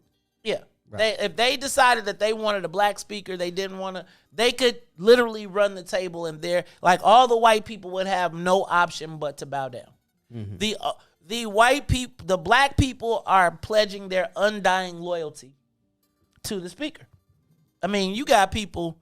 Now, I'm going to tell you, I often question that, but then I also remember that I tell you the speaker likes to elect tragically flawed black people. Ooh. Right? He likes to elect you with a tragic flaw. Right? Because with that tragic flaw, there's always someone that you can see, as he used Mike McLean throughout these things, to remind you of your tragic flaw. And as you remain in Springfield and you enjoy your good steaks, you're sweating by the lobbyists, your travel around the world and around the country on junkets, all of this can remain yours as long as you keep your mouth shut. Because the moment that you decide to side against me, right, it's not me, but it's your opponent. See, because here's the other reason he keeps you from having an opponent. Because if your opponent has the ability to raise money and put your business in the streets, you recognize that you could become way more flawed, and you may not still get to keep that cushy life. So he likes for you to have little things that he can use to remind you. So in addition to money, it's also the threat of your reputation and your brand. Well, your cushy job. Now, also in those emails, I want you to notice that they spoke of. So shout out, they talked about Eddie Acevedo. Now, do y'all remember City So Real? He was the cop that was in the bar. The former retired cop that was in the bar talking about why don't people, the Latino guy. Mm-hmm. Eddie Acevedo is a friend of mine. What about Eddie? I mean, basically, they were suggesting that they had his whole family on the ComEd payroll. Oh, well, okay. Right? And that would not surprise me. Well, him and his kids, but then they talked about his kids being, no shade, they talked about his kids being lazy and him not showing up to jobs and him sending his children. But then the fact that he was no longer a legislator, right? Why should they even continue to protect him? Right? So here's what you got to understand. I know that feeling. Well, go ahead. Thank you, Mr. Secretary. Well, think about that kind of talk was going on about right. my family. Well, basically, here's what also happened though. The speaker essentially had the Acevedo family on the payroll of state. Initially, he was on the payroll of the Roosevelt Group, right? Mm-hmm. But then he left the payroll of the Roosevelt Group when they fell out of good graces with the speaker and was put on with John Bradley. Mm-hmm. So what you find is that these legislators are getting paid So imagine you are now a state rep who is getting paid from a lobbyist on an issue that you're voting on. But the lobbyist, you're subcontracting the lobbyist. So the lobbyist hires you. He doesn't show up as a lobbyist for ComEd. He shows up as an employee of a form of lawyer John Bradley. But now John Bradley, who is lobbying for ComEd, is getting paid for his job. Guys, essentially, ComEd, the speaker had had legislators on the payroll of ComEd. By the legislators? Yes. Is that what you're saying? So John Bradley was getting paid by ComEd. And then paying the legislator. Paying Acevedo, who was a legislator. And then he was voting. And then but he doesn't show up as a registered lobbyist for the Secretary of State, at the Secretary of State in Illinois. He shows up as a lobbyist doing work in some rural town. That's a good one. But Boy, no, that was pretty. But here's what I'm telling you. And then this is what they do.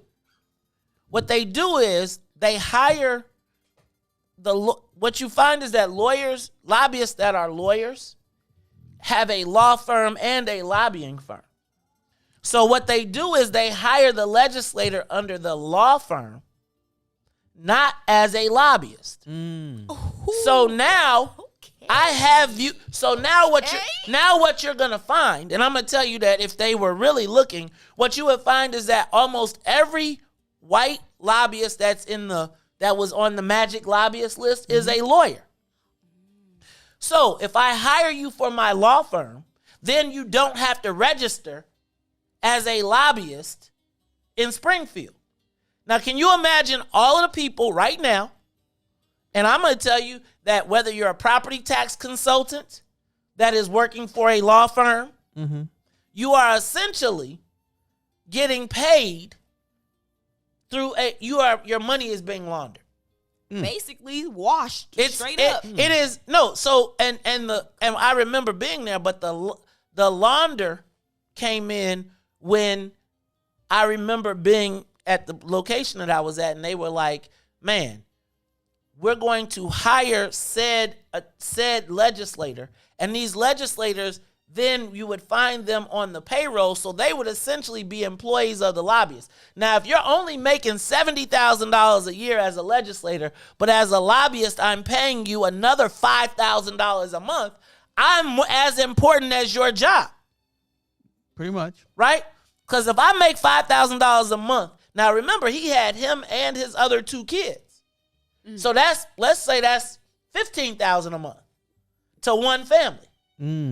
So now, if your whole family is now on the payroll of said lobbyist, guess what? What you gonna vote for? Whatever said lobbyist wants you to. Sounds compromised. It is the same way for the property tax consultants that are legislators that aren't lawyers. So all of these guys that are on the matter. So essentially what you find and what you're looking at ComEd is really, it's a scalable model. So they do it with everybody. So you look at them looking at every corporation and every group and saying, how do we, so every legislator after being down in Springfield for a little while figures out they find out they need a little extra money. So if I need everybody thinks that. Everybody recognizes they need a little extra money. And so what do? They say, oh, we can plug you. Go see such and such. Go see ComEd. Oh, your family's not straight? We're going to give you 5 jobs. You take 2 out of the 5 and then get the rest of your people. They'll never know. No, you really would never know. You'd never know. Well, you know what? So is that my time limit? They gonna reform the heck out of this because that's state government. That ain't Madigan. They gonna. I mean, it's reform Madigan, but it's all. I just don't want to talk about one person. Yeah, but they are going. I think okay. So unless now, it's Ruthie's sister. But think about this. Imagine now if everybody decided to take this formula and this model and just really go for it. But here's the thing. Well, they can't. They don't have that power. He took the model and replicates it for all of his 70-something votes. That's what it is. So Everybody can't do it, and that's he why can't do it for all 70, but he can do it for. He can do it for all. But if you look at, I bet you, if you were to go down the list and look at every black legislator's side payroll, with the exception of the new guys, right? Because the new guys that were attorneys that came into the game as attorneys, they probably had a book of business already, right? But if you look at the people who were elected, but if you look at the people who were appointed, I bet you can find a very stark pattern of them getting, and all of a sudden they'll tell you they super smart, right? They super smart. All of a sudden, since they became legislators, now all of a sudden these rich white law firms want to hire them. Let's talk about it more. Well, maybe we can't talk about it more because Todd said I talk too much. It's the Maze Jackson Show. We'll be back. The Maze Jackson Show. We'll be back after this break. Shop at Black-owned and operated Solo Beauty, where you are appreciated and respected. Located at 8158 South Cottage Grove, Solo Beauty can supply all of your black hair care needs. Solo Beauty is open from 11 a.m. to 8 p.m., Tuesday through Saturday. Are you curious to explore the intellectual currents that channel our thoughts and frame our reality? Have you ever meditated for relaxation and accidentally discovered the universe in the process? These matters and many more you may never have even thought of will be yours to explore as you come with me into Muwakil's world. Every Monday, Wednesday, and Friday from 11 to 1, right here on What's in It for the Black People Media. WIFTBPM.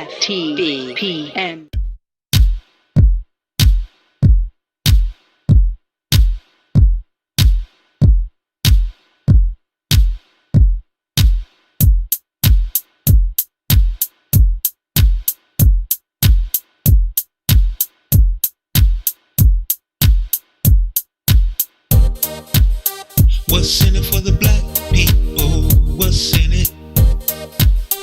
What's in it for the black people? I'm in it. What's in it for the black people? What's in it? What's in it for the black people? I'm in it. For the black people. For the black people. For the black people. For the black people. For the black people, for the black people, for the black people, for the black people. What's in it for the black people? Let's hear it. What's in it for the black people? Don't fear it. What's in it for the black people? Let's hear it. What's in it for the black people? Don't fear it. For the black people, for the black people, for the black people, for the black people, for the black people, for the black people, for the black people, for the black people. What's in it for the black people? You know it. What's in it for the black people? Let's show it. What's in it for the black people? You know it. What's in it for the black people? Let's show it. For the black people.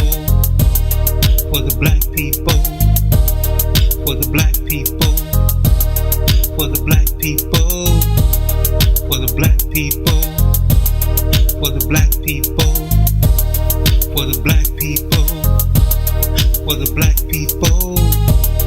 For the black people, for the black people, for the black people, for the black people, for the black people, for the black people, for the black people, for the black people. You are listening to the Maze Jackson Show. I'm your host, Maze Jackson. Got my co-host Todd Stroger, Miss Ruthie Moore, Sonia Escobar. During the break, I let Maze keep on talking.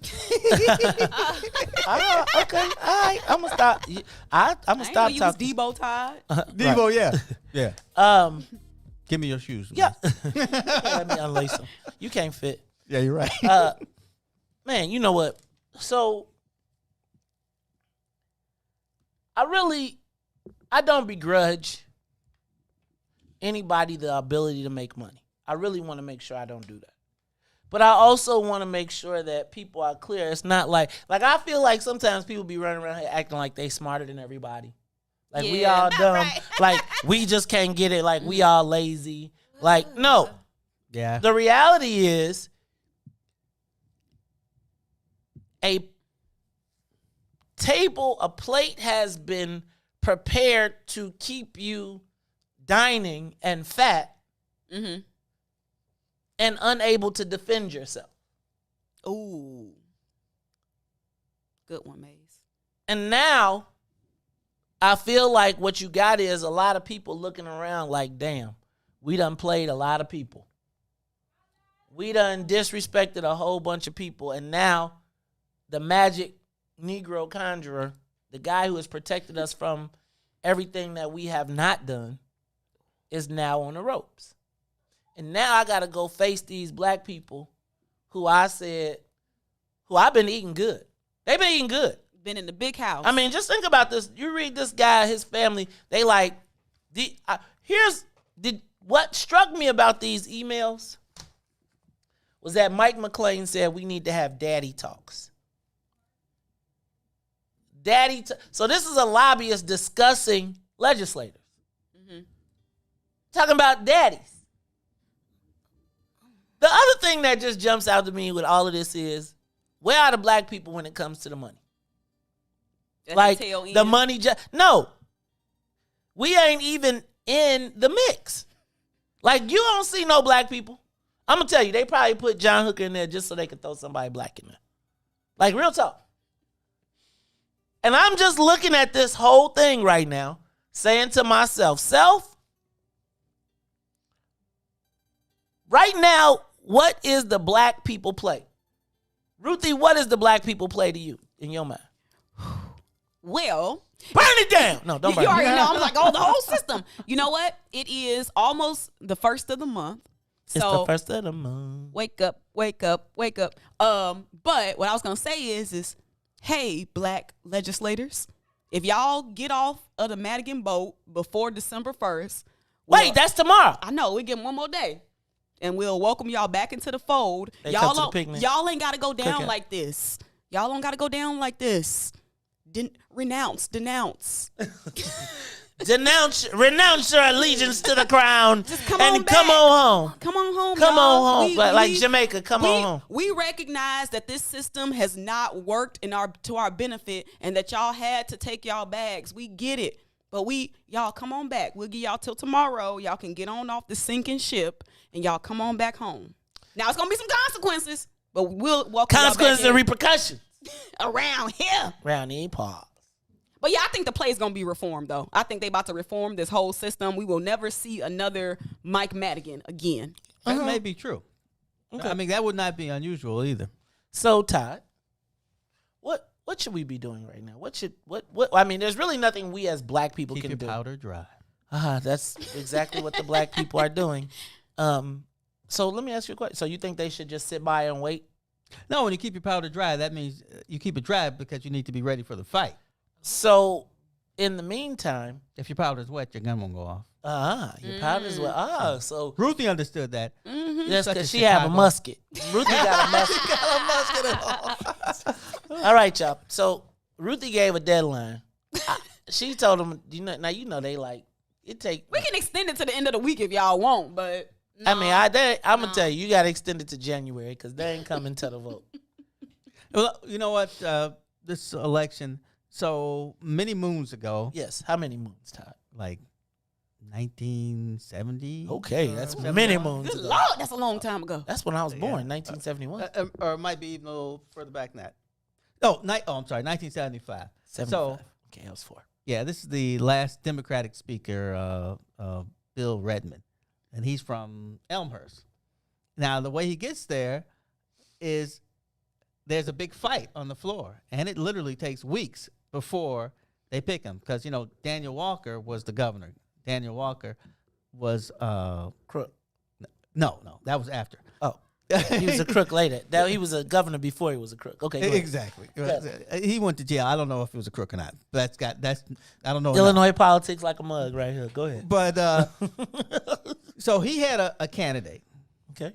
Richard J. Daley had a candidate. They couldn't get enough votes. At that time, there was 177 people in the House. You needed 89 votes. Okay. So there was a huge fight, and they would vote for weeks and weeks. I tell you, the best guy to tell the story is Paul.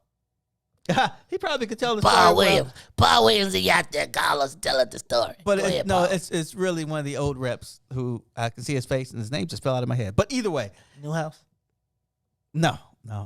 He's still alive, but he's a good guy. I just can't remember his name right now. But either way, they went for weeks. They finally took a candidate from Elmhurst, who was a Democrat, who won. But that same thing can happen here. They don't have to have a Speaker of the House immediately. Yeah, but if they don't have a Speaker of the House immediately, apparently the rules say that Jesse White is the de facto Speaker of the House. That's and just a temporary thing, though. Until they elect. But then he can appoint someone daily to run the floor, right? You know who Jesse White going to appoint? Who? Mike Madigan. I don't think so. Man. Did Jesse White already put out a statement? And I'll tell you why. And since it's temporary, I can see that. But since there's so much press against them, I don't think Jesse White, he's gonna choose his own legacy over Mike Madigan's at the end of that. That's one. what Hold on. Did y'all wait? No shade. But Jesse White just came out and said right now that he said this last week that Illinois needs a leader like Mike Madigan during these times. I'm here to tell you. He's just trying to get his last checks. As you well know, I am telling you. You know, as I well know, I saw the Kentucky joint. Likes to be with the Democratic leadership. Madigan's just won. He's got every other Democrat against him. I don't think the secretary would be like, yeah, we need to stick with him.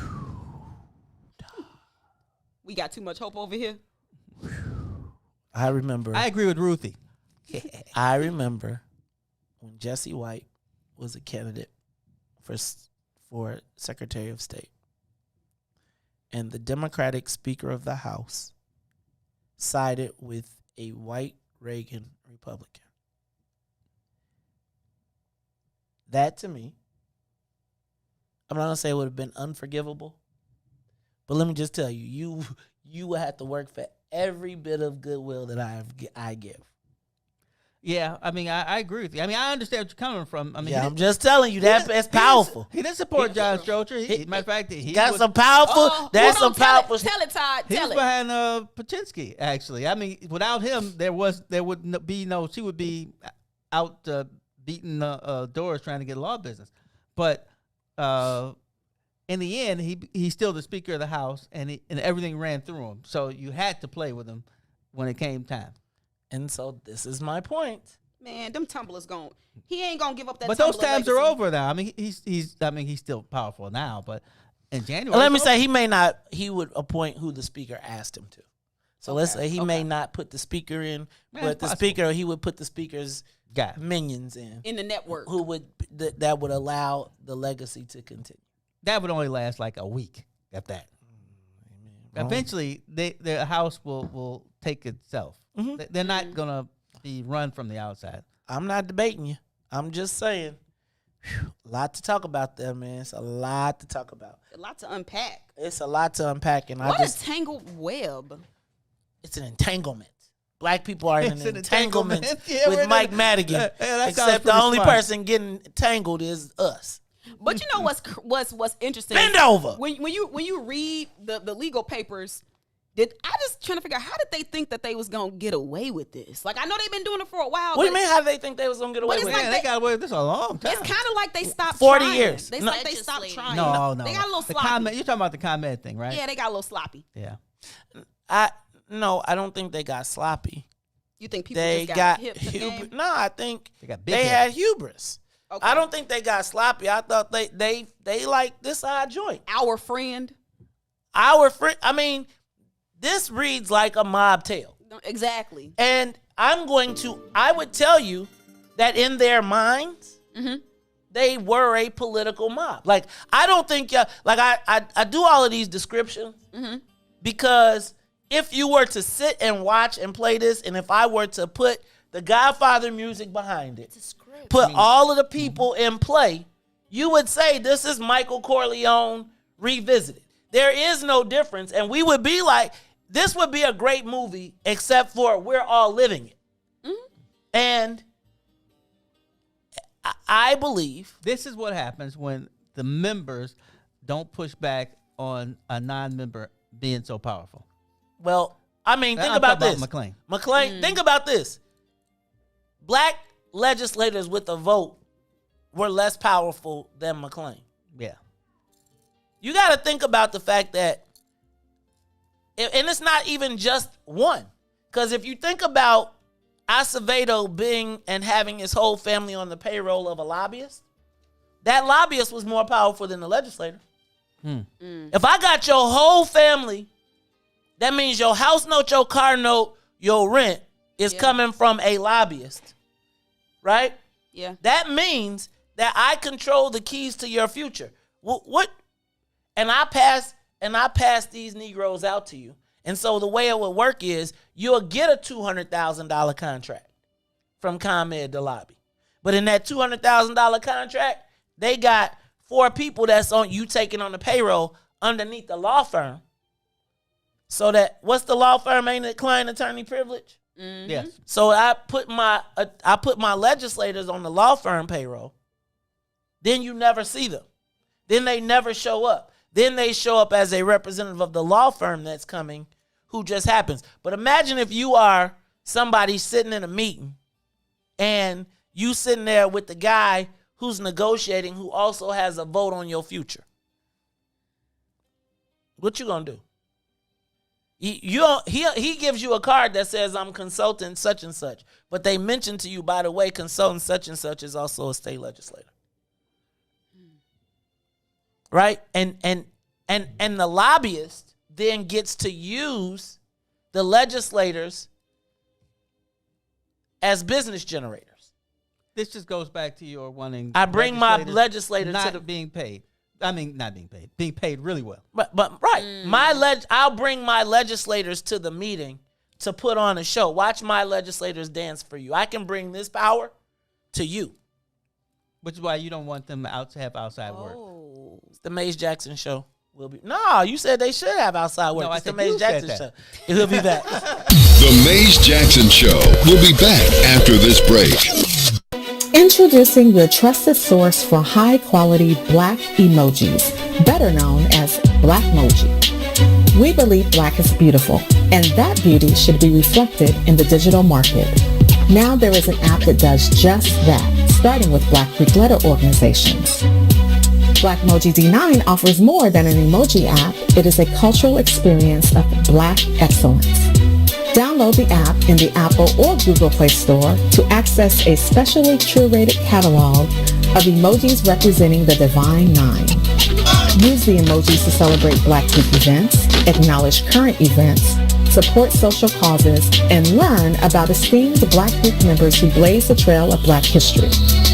A portion of every subscription goes toward a scholarship fund specifically for members of Black Greek letter organizations to help keep the legacy alive. Download the Blackmoji app today. The Chicago Legal Network is the collaboration of attorneys that concentrate in many areas of the law most needed in Chicago neighborhoods. The CLN lawyers focus on personal injury, criminal defense, and other issues. The CLN lawyers all average over 20 years of legal experience and are dedicated to helping the Chicago community. The Chicago Legal Network is committed to developing black lawyers through mentorship and co-representation. So if you were injured in a car accident, slip and fall, or injured on the job, or you need assistance with criminal defense, including driving violations and DUI, check out ChicagoLegalNetwork.com for more information or call 773-912-3545. 773-912-3545. And you can tell them, May said, we want to know what's in it for the black people. Back to the Maze Jackson Show.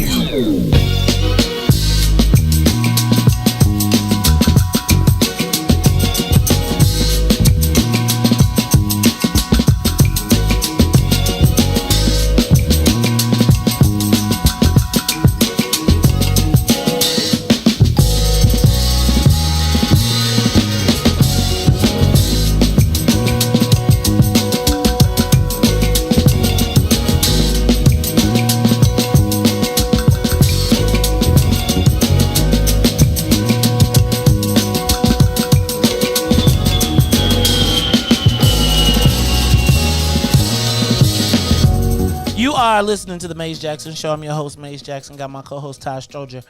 Todd, just because you told me I could not talk about this for a whole hour. Hey, let me throw one more thing in. No, we said we couldn't talk about Madigan for an hour. That's because you get this confused. It's not about Madigan. It's about the state. Madigan's just one. How you gonna tell this guy's? I hate when people try to make somebody a god. He's just a man. He get hit by a car. You know where he's going? Where? Either to the hospital or heaven. One of them. Well, okay. One of the hospitals he got Maybe built. I don't know where he's going, but but either way, I was just thinking. See, this is how things have changed in the last 50 years. When Redmond retired, he was the Speaker of the House, the Democrat before Madigan. Guess where he went? Chairman of. Dang, I just read it. Prison Review Board. Appointed by Governor Thompson. And he made $120,000 a year doing that. Yeah. But my point is, the Republican appointed him. Nowadays, boy, the only thing we do is fight with swords. Yeah, well, they would, but that was probably part of the deal to get him out. That could be true too. That was, I mean, like they would. I mean, right, let's he be real. retired. Right, he retired. So Madigan probably was like, "Look, man." No. But I think what happens is the Republicans took over the House. Then he retired. Okay. All I'm saying is, it probably Madigan knowing him, he probably crashed the plane. So that they could get rid of the white, get rid of the speed. I mean, we know he is willing to crash the plane to protect his own power. He is willing to throw anybody overboard. We saw him throw Mapes and all his other chiefs of staff and everybody. I'm waiting. You know what for I think happens once you become really powerful? You trust no one. Well, first Mike first thing you do is you don't trust no one, but that's smart. The second thing is after you've been there for so long, it's all about you. It's hard to see it any other way. And then when everybody else buys into the whole premise that it's all about you. Yeah. Right? It's like, I'm not crazy. And it's like you say it's not, let me just say this. I have never seen in Chicago a man that people don't look in the eyes.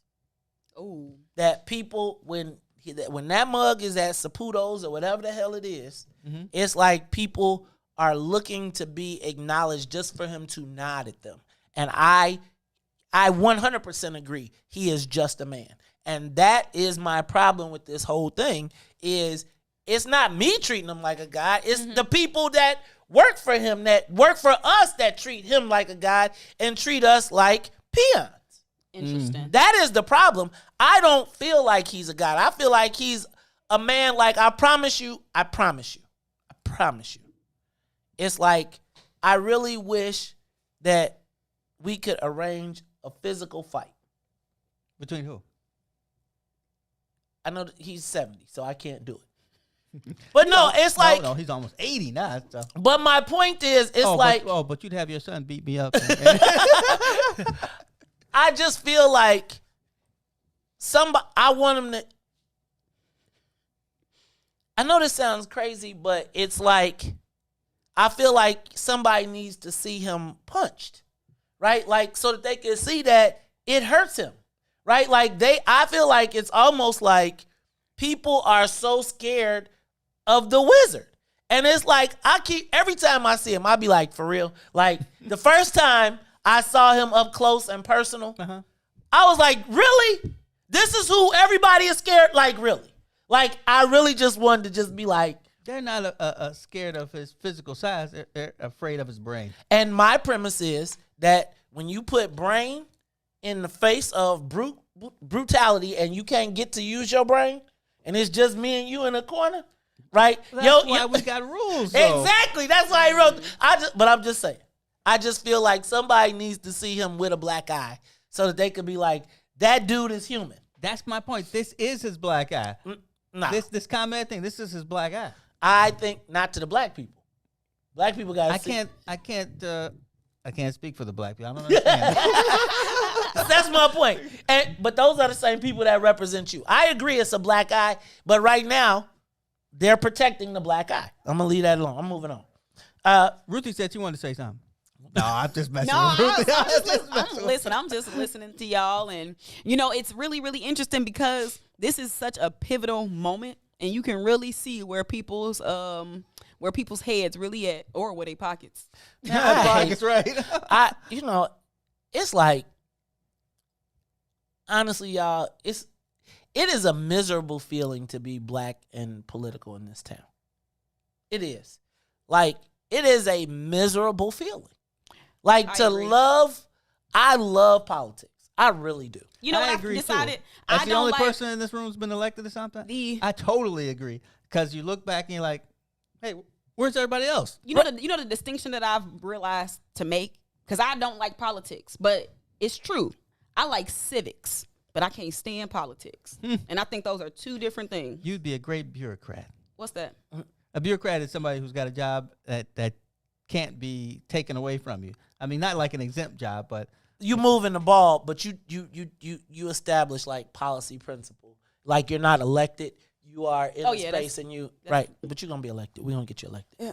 So you don't want to be elected. You want to run a department in a really big I one. want to be a lobbyist. No, that's what you really want to be. Not a black one. You though. want money or power? No, you do not want to be a lobbyist and be black because the black people will choke you out. You want to run CMS. Nah, no, you don't. I knew a black dude that ran CMS, and Madigan installed when everybody was excited for him to run CMS. Madigan installed the chief procurement officer, which took then away the power of the director of the department to determine the stuff that they would determine that everybody was happy about. Yeah, there's always I a way. freaking hate. I'm gonna tell you, it is the most miserable. I will tell you, I talk about politics all the time because I truly love it. I really do. It is a miserable feeling, miserable, to be black in politics in this state if you are not willing to bend over. It is a miserable feeling. And it's just like when you look at moments like this, like, are these the people you want to be aligned with? Sometimes you got to be Joan of Arc. And nobody wants to be her. Well, it's like, no, I mean, I've been Joan of Arc for the last 6 years, right? It's like, and it just sucks because it's like they walk around it's like they walk around mad at you, me, as they go eat with the rich white lobbyists and no black people. Like, the fact that they're all cool with the fact that there aren't any rich black lobbyists, like where they could directly affect that. Right. They could directly affect it. And it's like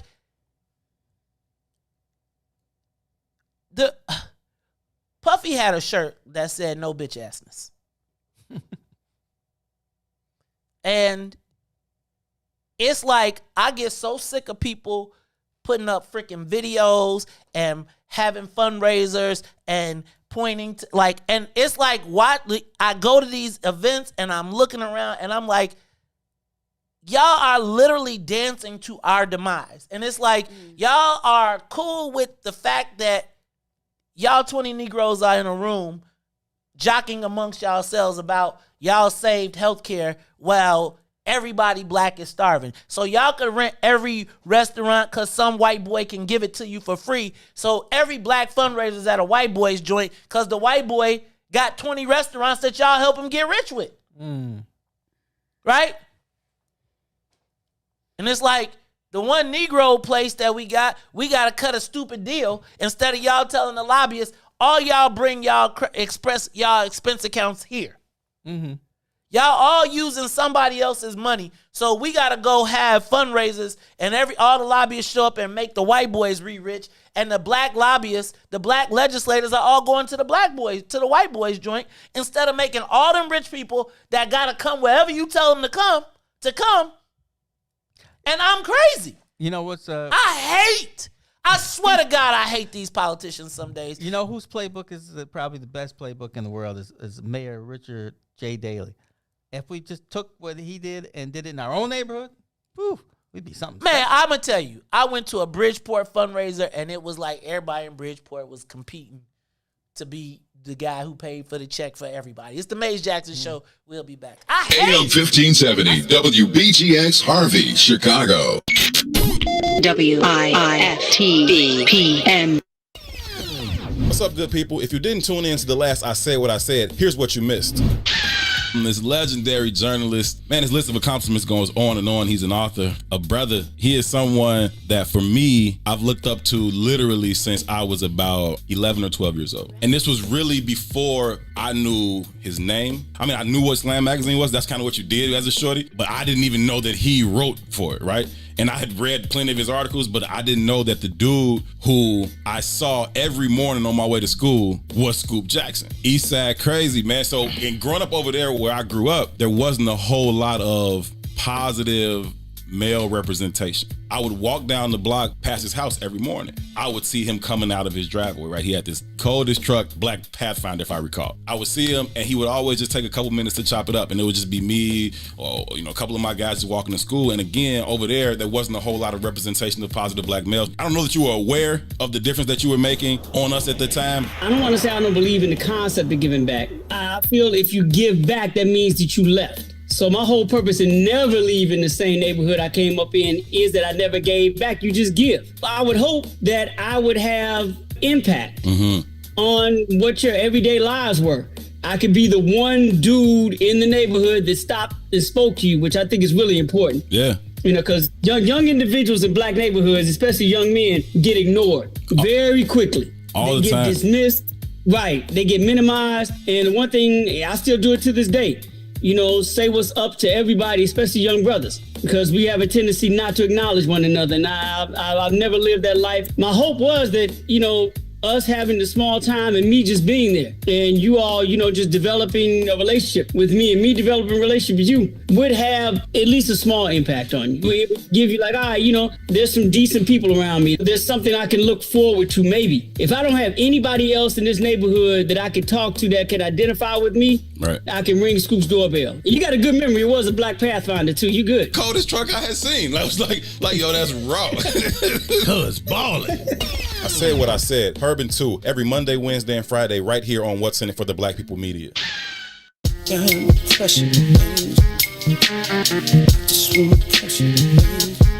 Yeah, man. Ideas, man. You don't have to find me. I'm walking right behind you.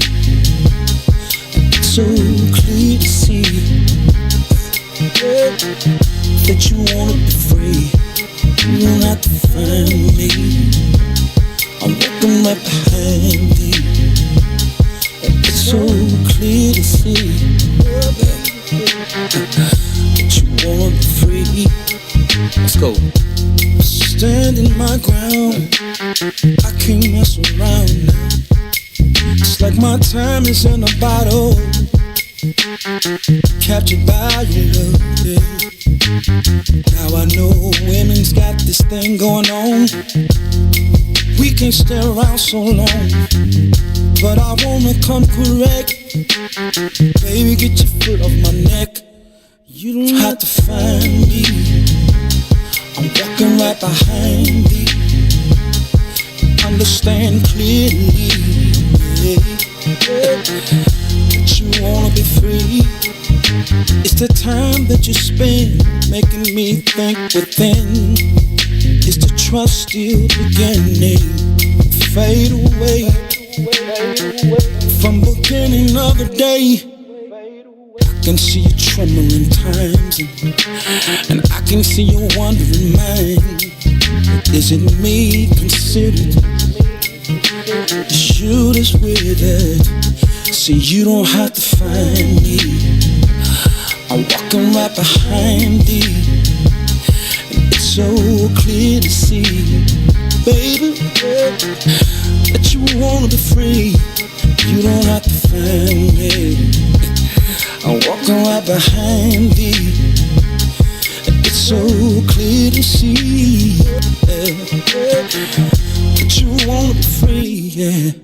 I'm just trying to be the best I can. You can call me the troubling man. Matter of fact, I'm from the side of the street.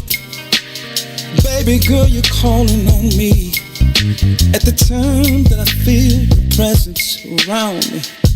Something that I can't let go. It's your time, everything around me there.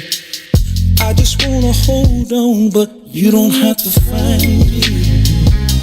and walking right behind me. It's so clear to see. You are listening to the most dangerous show in the morning. This is What's in It for the Black People Radio. Maze Jackson. Maze Jackson, the most vociferous advocate for black people in the world.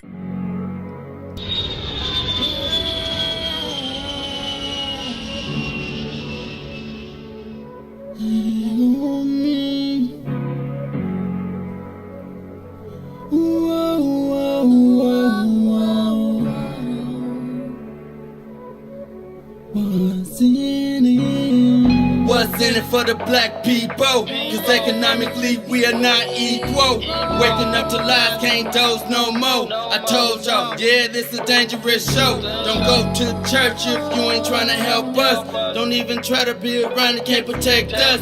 We see the lies, not other politicians. We need money and no symbolism. It's Maze and Sonia and Ruthie and Todd explaining how we all come from God, giving us tools to beat the odds. If we're united, our movement gon' stop. If they ain't tryna help us, they ain't tryna do nothing. We gotta do something, we gotta stop running. It's time to confront the problem. Really, you expect your oppressed to solve on. What's in it for the black people? All the lies we heard before. Time to pay attention. You gotta do more than listen. Make some action with it on the count of three. Let's Wake up, Chicago. Wake up, world. This is the Maze Jackson Show. I'm your host, Maze Jackson. Got my co-host, Todd Stroger. Miss Ruth, you know what you want to do? Go ahead. Todd Stroger. You sound like moo and I. Yeah. All right, that is Ruthie Moore doing her best Maze. That probably not her best Maze Jackson impression. No, I got a good one. You do? Give it to me. Let me No, see. I ain't gonna put me on the spot. All right, that's cool. Dawn did one. It was good. That was not that good. That was pretty good. Shush. All right, y'all. So that's Todd. It's Maze and Sonia. How you feeling? What up, guys? All right, Maze and Sonia, Ruthie. Yeah, Monday. And Todd. Yes, sir. And we all come from God. So it's shout out to Remy Steele, Young Sage, What's in it for the black people. Shout out to all of the Chicago artists that are submitting music. Also want to let you all know we are looking for part-timers. And as we are part-timers, if you got a podcast, you got interest in broadcasting, we are looking to find new personalities. Also new talent, because we're looking for new shows for next week, next year, top of next year. Looking forward to some other new programs starting this month in December. I think we got, yikes. Woo, we got a few shows starting. I'll tell you about them a little bit later because I just was hanging out with my cousin and he caught up with me. All right, y'all. Oh, I got something that we didn't mention last week. What didn't I don't we think mention, didn't. Todd? Is that my alpha brother David Dinkins passed? Oh, my goodness. Rest Yeah. in peace to David Dinkins. He passed at age 93. I remember when Rudy Giuliani beat him. you know, black man didn't have a lot of shot. You know what I'm saying? Right. Like, you know, a black man, they weren't going to let him have all of that empire for too long. But shout out to Mayor David Dinkins, who did pass away. I remember when he got elected mayor of New York, and it was during the time when we were still, because wasn't Doug Wilder around that time when he became the governor of, Yeah. they were like right around the time, and so we were breaking that first thing. Mayor of New York City. And if you have a chance, people, look up Doug Wilder because he was everything in Virginia. He did just about everything. Man, yep. So shout out to Mayor David Dinkins for providing inspiration. Was he after Harold? He was much after Harold, right? Oh, yeah, yeah. Yeah. Yeah, I mean, like, I can't remember what year. I'm looking in, but they didn't have it in the obit, and I can't remember. Okay. Let's move on. Washington, D.C. update. Did you see our favorite, most powerful black man in Congress, Jim Clyburn, says that he appreciates the diversity, but Joe Biden's not hiring enough black people. Hey, he said that, yeah. Yeah, so I like him. we got the outreach and engagement guy, right? Cedric, was it named Cedric? Not Cedric Benson. I was gonna call him Cedric Benson, but that's Oh yeah, he's a running back. yeah, right. He died though. Oh Cedric man, Benson he died young. Yeah, he died. He died a while. I think in a boating accident. Jesus. Yeah, he was. Okay, I was wrong. He was in. He was the. Dang, forget it. Keep talking. I got lost. I was trying to read something, but I was reading the wrong thing. Then we got the ambassador to United Nations. He did mention that he has the most diverse cabinet in That's a presidential. fluffy job if I ever heard of one. What? The United Nations. It's got no budget and they don't know where it fits. Remember when I described it last week? They were like, it's kind of a elusive title that nobody really knows exactly what. So what I look at when I look at the appointments, You get the ability to park. Cedric Richmond. To park, Thank you, park Lori. out in the street. Right. Now I'm gonna tell you what. I wish I was an ambassador just for the diplomatic community. Yeah, right. Right. But yeah, you know what he do, Ruthie? The first thing he do? No, I'm not gonna say it. This is where it starts to get fuzzy. They started announcing the most diverse communications team ever, all female. Mm-hmm. That don't count as diversity to me. Well, yes, it does, but that's the whole reason why we got to define. We got to get up out all these cricket titles because people are saying, it just doesn't seem right. Now there's a black woman on the communications Doesn't seem team. right. I'm not against women. I mean, like not having a black person in a real powerful position. Okay. So when I look at power positions, you know what I look at? What? Staff and budget. Yeah. Like staff and budget. So if you ain't got thousands of staff and you ain't got billions in budget, you just playing around. I'm still holding out for agriculture. I don't think that's been Marsha Fudge. That's what Jim Clyburn is hoping will be the spot. Now, I was like, why would she be agriculture? You know, because she's from an urban area, right? But they said it's because that's where all the food stamps and everything else comes from.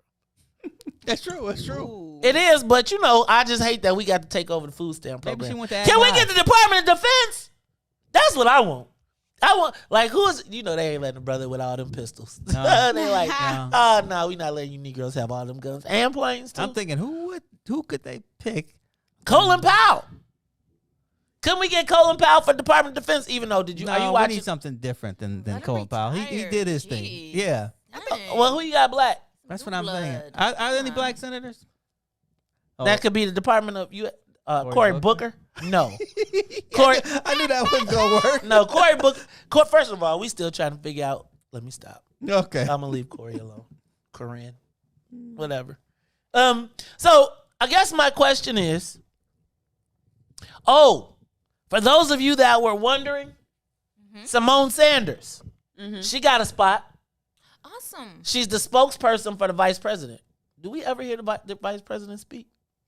I didn't even know the vice president had a spokesman. Because who listens to what the vice president has I to thought say? his job was to be the spokesman for the president. Right. So I just want to point out,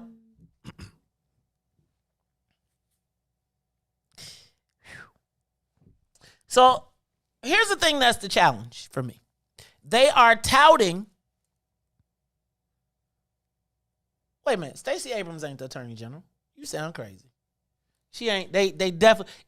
No, she's saying he should make Stacey Abrams. Stacey Abrams is not getting the attorney general. I'm just letting y'all know that. These are white people. They not giving it to her. Now, let me ask you. Has Joe Biden done right by black people for their support? Not Now I yet. just want to point out that they are now talking about in Georgia that the Democrats are surprised at the Asian turnout. That's not good. Well, that they're surprised at the Asian turnout and they found a new base of support in Georgia. Asians? In Georgia. Man, what did Asians go with black people? When you got Kamala. Oh, yeah. No, you got a point. Stop. I need y'all to be clear here. I'm not tripping at all. I love this black girl magic that we got in our new vice president.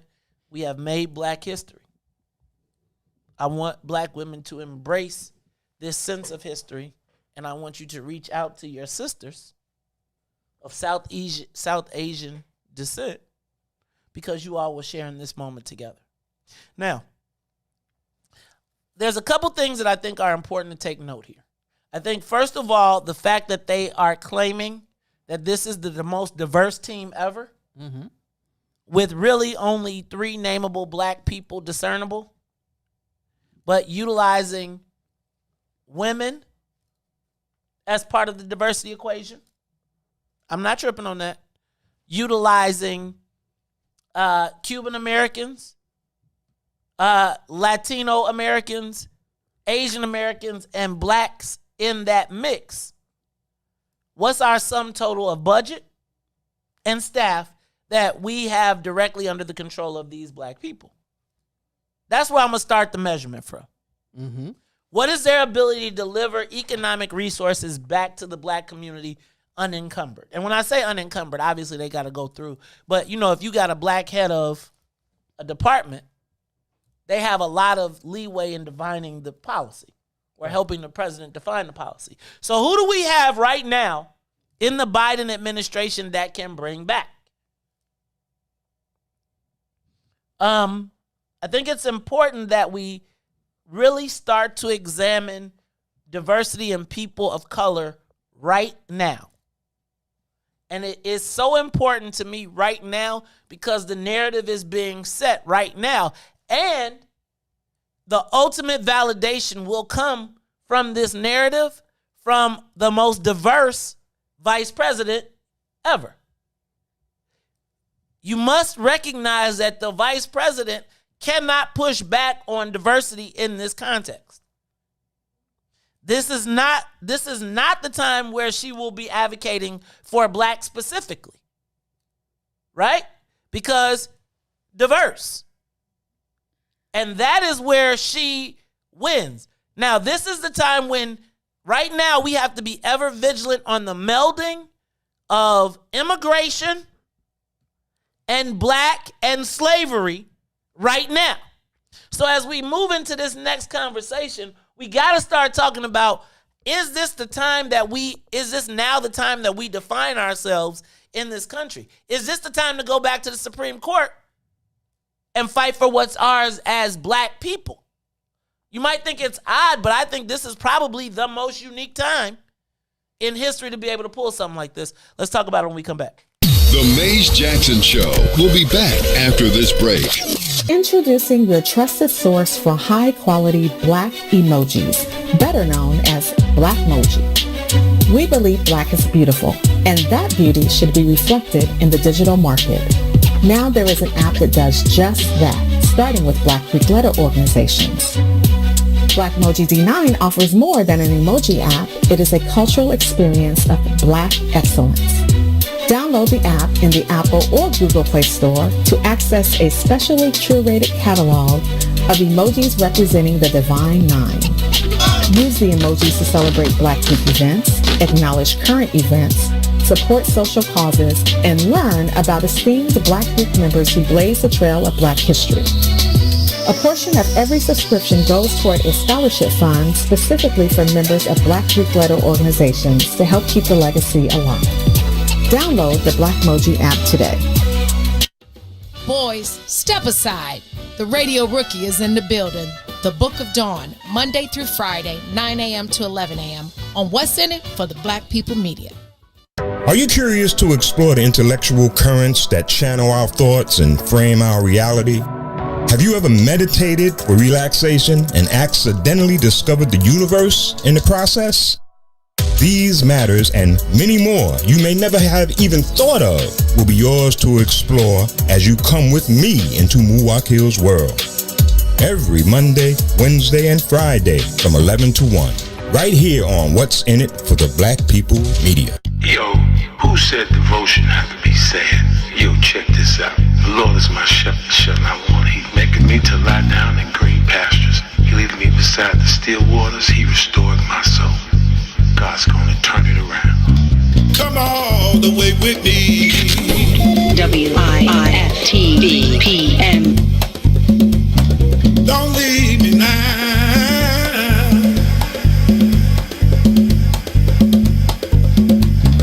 Come all the way with me.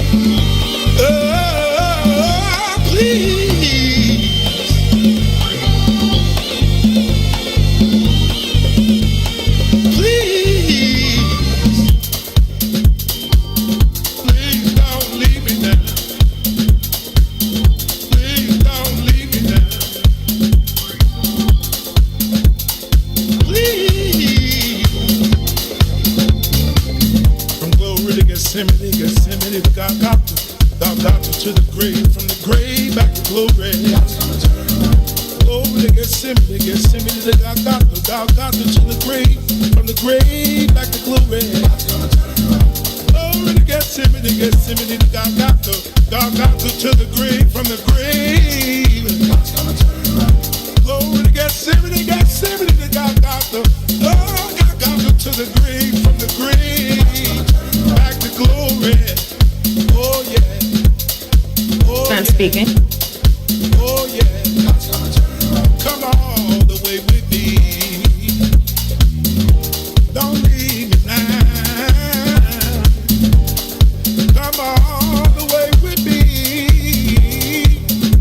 Oh, please.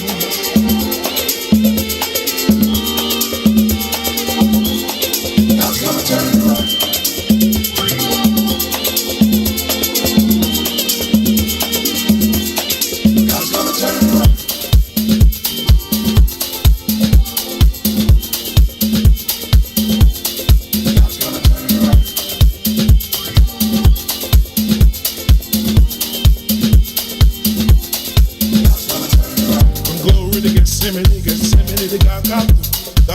To the grave, from the grave back to glory. Oh, they get simmy, they got to the grave, from the grave back to glory. Glory, they get simmy, they got to the grave, from the grave. Glory, they get simmy, they got to the grave, from the grave. Dear Lord, it's me again. God's gonna turn around. I'm calling on you. You did it before. I believe that you can do it again. Somebody calling you right now, Lord. If it ain't one thing we need, somebody else needs you for another. Please, son, look and have mercy. Have mercy over our home, Lord. Have mercy. Have mercy. You are listening to the Maze Jackson Show. God is going to turn it around. I'm your host, Maze Jackson. Got my co-host, Todd, Stroger, Ruthie Moore, Sonia Escobar. Man, shout out to Terrence Keys. Talk to him. We might be talking to them on Sunday mornings. Y'all think y'all don't want to do nothing. No. Y'all ain't ready for no I can Sunday praise morning. my God every day. Y'all ain't ready for no Sunday morning gospel. Y'all ain't Sunday morning before y'all kick off, kick back. Ruthie, were you here when Maze went through the Bible? No. You weren't here? Oh, What? He was all over that thing. He was was song speaking right in here. tongues and saying I things. I'm like, what? was speaking up, bro. I think he may have been speaking Spanish, but it sounded like tongues to me. You know, I told you. I'm gonna tell you. Want to see my magic trick? Watch. I'm gonna do this. Matthew, Mark, Luke, John, Acts, Romans, 2 Corinthians, Galatians, Ephesians, Philippians, Colossians, 1st and 2nd Thessalonians, Titus, Philemon, Hebrews, James, 1 Peter, 2 Peter, 3 John, Jude, Revelation. That is all the books of the New Testament. Now, you really want to impress me, I got to get the Old Testament. I don't forgot them. Well, you got me. I'm impressed. Oh, okay. I can tell you, David Dinkins was 1990. I thought you was about to say No, David. I looked it up. I thought you was gonna say David was. Let me stop. Okay. No. I don't want to bring David in this. Okay, David. Okay. Was he the greatest in the Bible? Was he the one that God loved the most? Man, he all up and down, man. I think. Do you think God loved David if more? God loves a sinner. He loved David. He loved David more than Jesus. Ruthie. Y'all talking about the regular Bible? What Bible you? What Bible you? Or the white man's Bible. The New The World white man. Written by men. All right. Well, hold on. God was a man, just so y'all know. Don't get it twisted. You think so? You think not? I really think not. First of all, Maybe she was a woman of color. Anything. Oh God! Listen, well, this is not even. We can have this conversation. God was a man. But Let's there's just no be way clear. God was a man. No way. I'm more in Ruthie's camp. I think I'm more of a Unitarian than a Catholic now. You soft, man. God was a man. God around here. That's why he made the men first. Or was she she thirsty? That's why she made Adam. See, that's that. And if it was a woman, then you understand. I'm gonna stop. You are so funny. Maybe he got him into that old time religion now. So you gotta funny. give me that old time religion. It was good enough for your people, so it's good enough for that. you, huh? Oh, yeah, I'm telling y'all, God, and I still think Jesus might still been white. No, I'm just joking. Look, the internet just shut down. Captured by the enemy and taught by him. Oh my. Oh Lord. Oh my goodness. Oh. You Trumpster. I knew it. Maze Jesus got a perm. Oh Lord. Yeah, right. Walking around looking like Mike Ditka. Wow. All right, I'm not going here today. Okay. So let me just point this out, and then I promise you I'm not gonna be a hater. I think it is very important at this time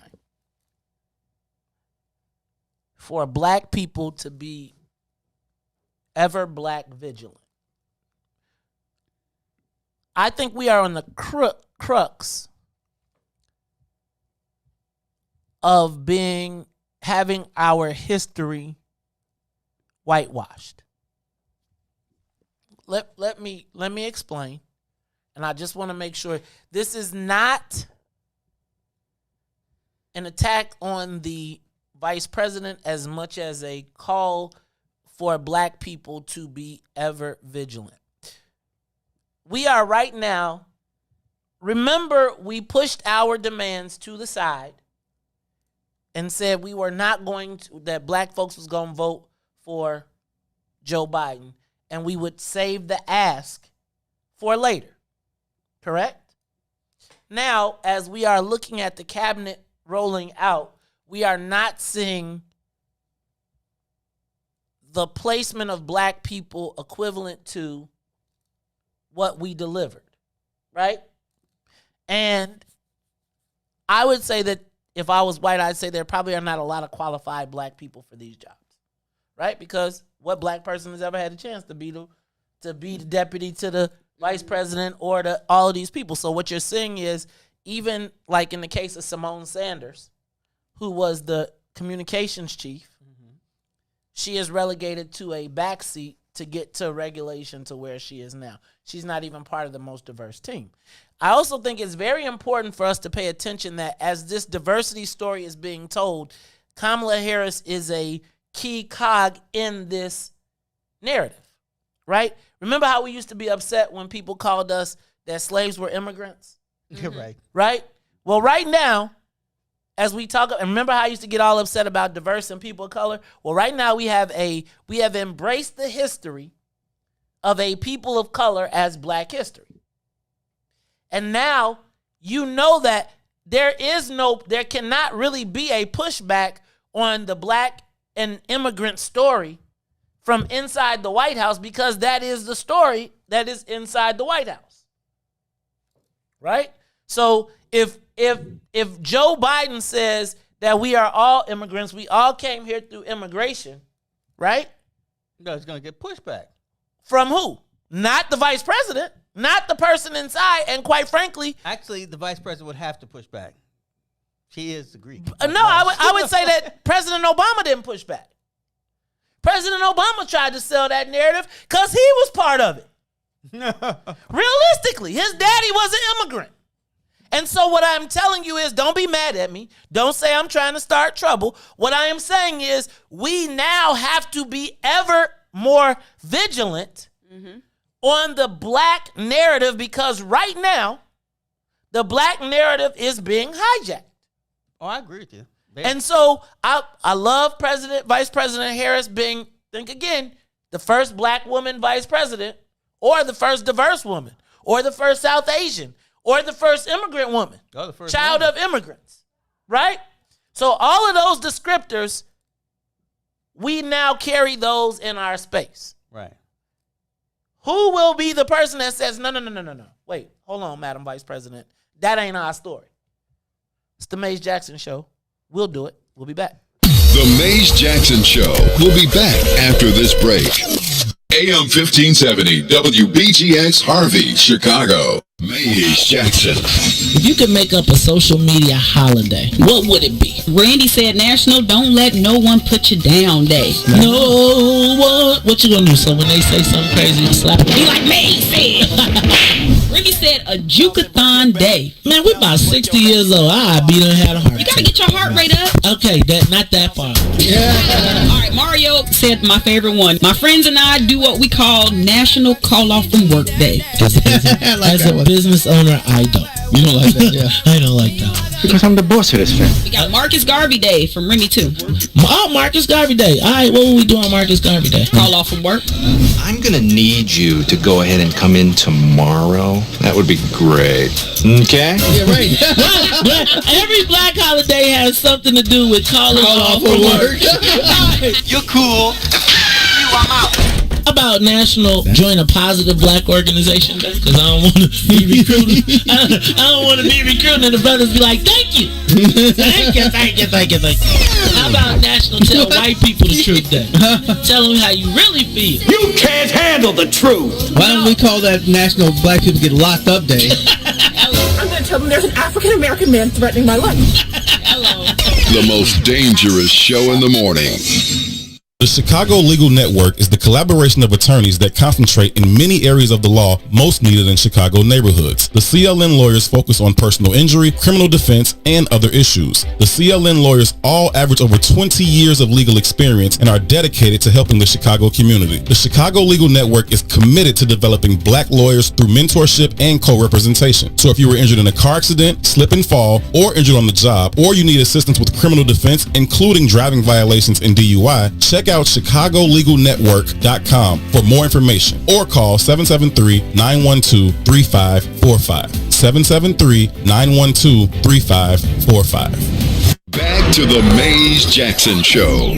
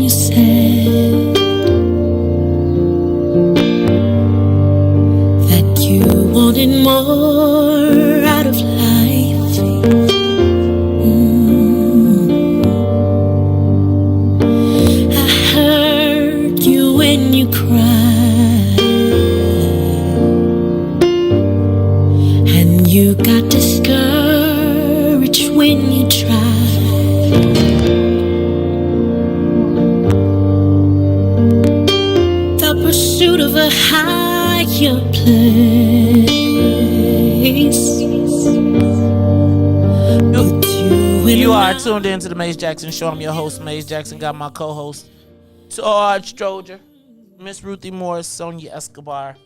I want to move on, but let me just say this before I do. I told you, y'all, I was screaming on the break because I can't lie to y'all. I am probably one of the most frustrated black men in the city of Chicago. I truly love politics. And I truly despise our position in it. It's like,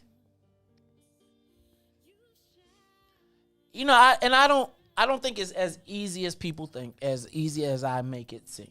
Or try to be like, oh, you just can go ahead and do this and make it happen and it's simple. But when I see our lack of willingness to even try for our own people, right? Like Todd, it drives me nuts to watch white lobbyists take our legislators and parade them in front of us, right? Because I always see it like, we see the pictures and be like, oh, that's so sweet. You having fun. You went on vacation. You did. No, that is the white folks blinding you from the reality of the communities that you represent. And it's like, it's hard because I see a lot of these people and I know that they got animosity, right? And it's like I really don't have animosity towards them. I feel like they are practitioners of benign neglect that has been validated by white people that benefit from that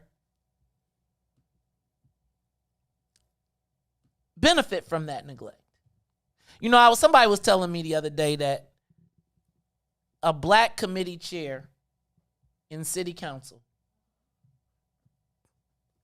refers to 2 white boys before she makes any decisions. And I was thinking to myself, like, the gravity of the fact that these 2 white boys have the decision-making power over a black woman. And me as a black man have to have my ideas reviewed by 2 white boys before it can be presented.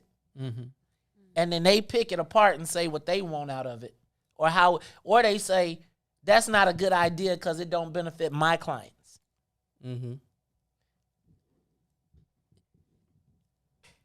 I don't really know how to, and I'm so grateful for the show because it allows me to express some semblance of my frustration. But it's like, it's hard for me to look at these people knowing like they acting like it's all good. And I don't see a sense of urgency from anybody black. Like, I don't see a political sense of urgency. Take Madigan out of it. Like, we are choked out and starved in this whole process. And it's like the fact that these Negroes don't even see their names in any of the money conversations, and that's all good. And it's like, dog, if you wasn't there, then we don't have a chance. I appreciate the ability that our legislators have the ability to live better than the constituents. I appreciate that the lobbyists help you. I appreciate the fact that you have side jobs and side hustles and all of those different things that have made it a way of life for the rest of us in Black Chicago, in Black Illinois. I mean, I still think about, like, if we still have not figured out a tangible outcome and everybody is happy. Like, I asked you, what is the tangible outcome in the last 20 years? And, like, realistically, do y'all understand nobody has called and said, here's an answer? Like, don't even tell us. Put it out in the universe. Pretend like you don't even know us. But if I was to ask any legislator, what was the most tangible outcome for black people in the last 20 years? What can anybody put on the table? And it's like, I'll get it. I'll get it. I got it. Oh, I am. I bet if they would come up with something, they'd either say kids care or the senior bus discount. And those were Blagojevich. Yeah, it was Blagojevich. I'm saying, like, do y'all understand how painful it is to be like, to walk around as a black man and know that there's really no black men that really willing to fight for black people like that? And like the pain and suffering and the frustration that we express is just them niggas over there. It is a frustrating existence as a black man who wants to walk upright, who loves politics, who has no place to practice the gift because everybody else says to practice the gift, you have to be a capon. What? A nutless rooster. Oh, right. It's like when you can't go to black people for help. Right? Like when you can't go to your own people, when your people got to refer you to white people, or they say you're making too much trouble. Like, there's nowhere for me to tell a young black man who wants to. I can't in good conscience tell a young black man to go get involved. I really can't. Because if I want to send them to some place, that place that we send them has to tell them that they got to bow down. I can't send a black man to warrior school, to political. Like, you teach even when they go to school, they're taught to be subservient. Yeah, y'all. I'm sorry. I'm through with my catharsis. I'm just telling you, it has confronted me over the past 2 weeks. The reality of being a black man in Illinois who loves politics. The reality of that existence here and realizing that there's probably no place for me is really starting to, it's starting to be painful. Like, the thought, like, you'll never really be able to fulfill your dream. I say you run a candidate for one of the lower offices, one of the statewide lower offices. You're still young. You can move them up the ladder. Where do we teach them? Where do we teach them? Where's the training ground? Where's the place that you grow up a young black? Take somebody with some kind of, Yeah, but I'm saying, where's the training ground where the second that he starts to learn independence or you try to teach him, the people in the game who have already been emasculated don't try and kill him. Right? It's like if you've been taught like to kill rebellious black boys and your safety and your convenience is relying upon you ensuring that. Because again, remember, most of them see young black men as threats. That's why you can't get no young Democrats, because they don't want no young Democrats because who they think they gonna be. Right? Then you show up at an event and the young Democrats telling you they spending their money on, they electing their own damn candidates. So they don't even want to take the time to learn. Yikes. I think we got to start with the business of politics, because I feel like we don't engage in the business of politics enough. But we have a majority of the business, but we give it to the white boys. Again, there's no black campaign managers of any statewide black elected official campaigns. Mm-hmm. There's not. So if I am the black statewide elected official, Jesse White every year should have a black campaign manager. No, that goes to a white boy who he could get elected. But again, if Jesse White has a black campaign manager, that black kid can springboard from that. Now, he's going to get elected in every county, so you know he's going to have a record of success. Mm-hmm. There are no black... The black... Even the Black Caucus don't got a black campaign chairman. They don't even got a campaign. They growing. They not building for war. What about the black cartographer companies? They don't even got a cartographer. That's what I'm saying. The business of politics. If we start literally the cartographer, the mail house, the printing, all of that, right? All of that goes to white labor union printers who are all plugged in, and all the campaign consultants take their business to those same people. Why? Because they already got a kickback deal cooked.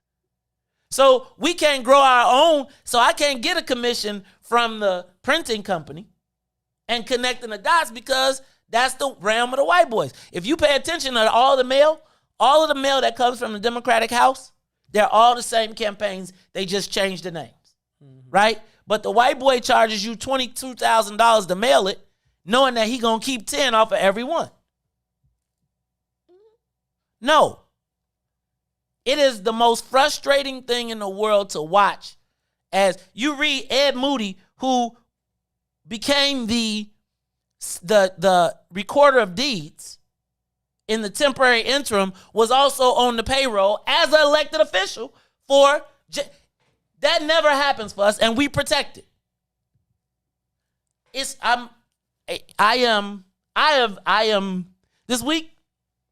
last 2 weeks have become some of the most frustrating in just looking at how we do ourselves in.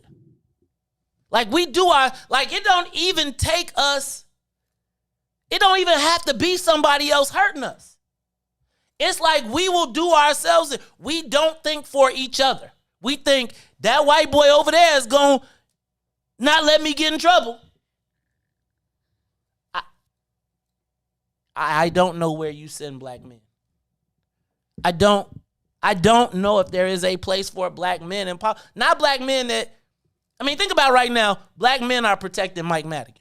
Even as your neighborhood looks like crap. Like, that's who I got to line up with? Protecting is an understatement. This is like a shield.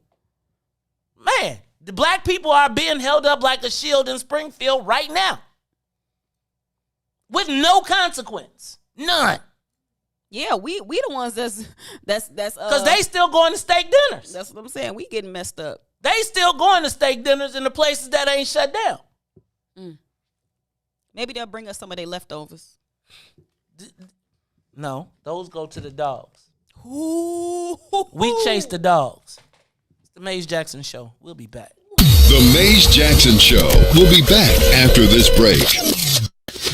Minding our black-owned business.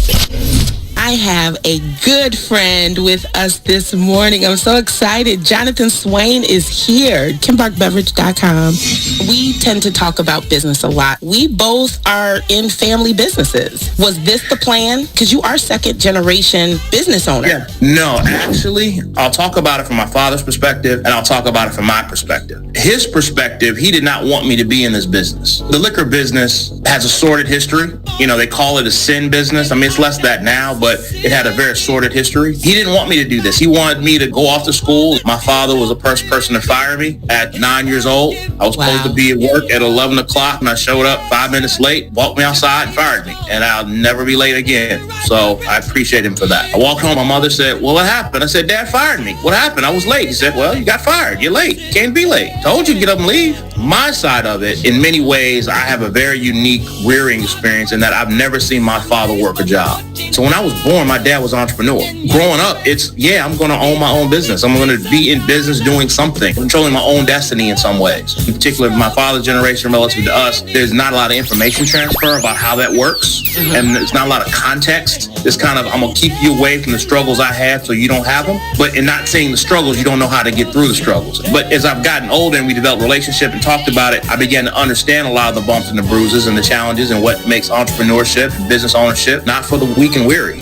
All the success I've had in business has been a function of with my parents. As fortunate as I am and people look to my business story, there is no business story but for them and what they did. I mean, my dad was the first black business owner in Hyde Park in the 1970s. Hyde Park, though it's welcoming and inclusive now, wasn't always that way. Yeah. There are a lot of stories that he would tell us about the challenges that he had being a black-owned business in Hyde Park back in the 1970s. That success comes from their legacy ultimately. You know what? See a bad mother.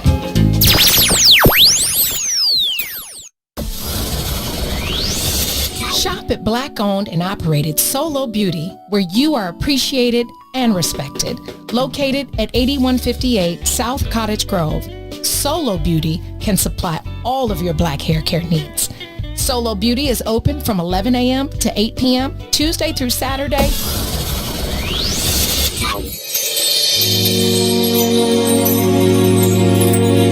Tamika Scott.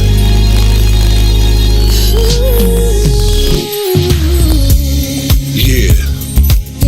As we take this journey through life, we face trials and tribulations. But just know, the enemy is not gonna win. Cause the storm is almost over. That's right. The storm is almost over. You give up. You come too far to turn back now. Hold your head up. It's almost over. So set up to take you to your destiny. It's gonna be alright. Everything happens for a reason. Yes, this is your season. Just keep on believing. Blessings you'll be receiving.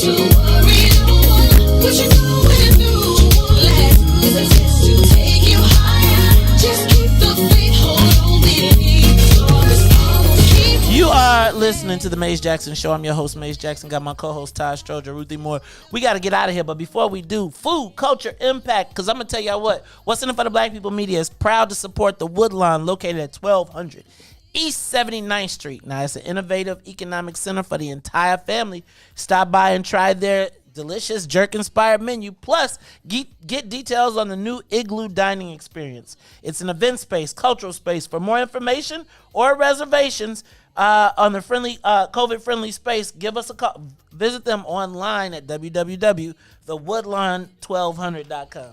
All right, Todd, you man, Bass, while you're doing that, but I'm ready for some authentic, delicious street tacos on the south side of Chicago.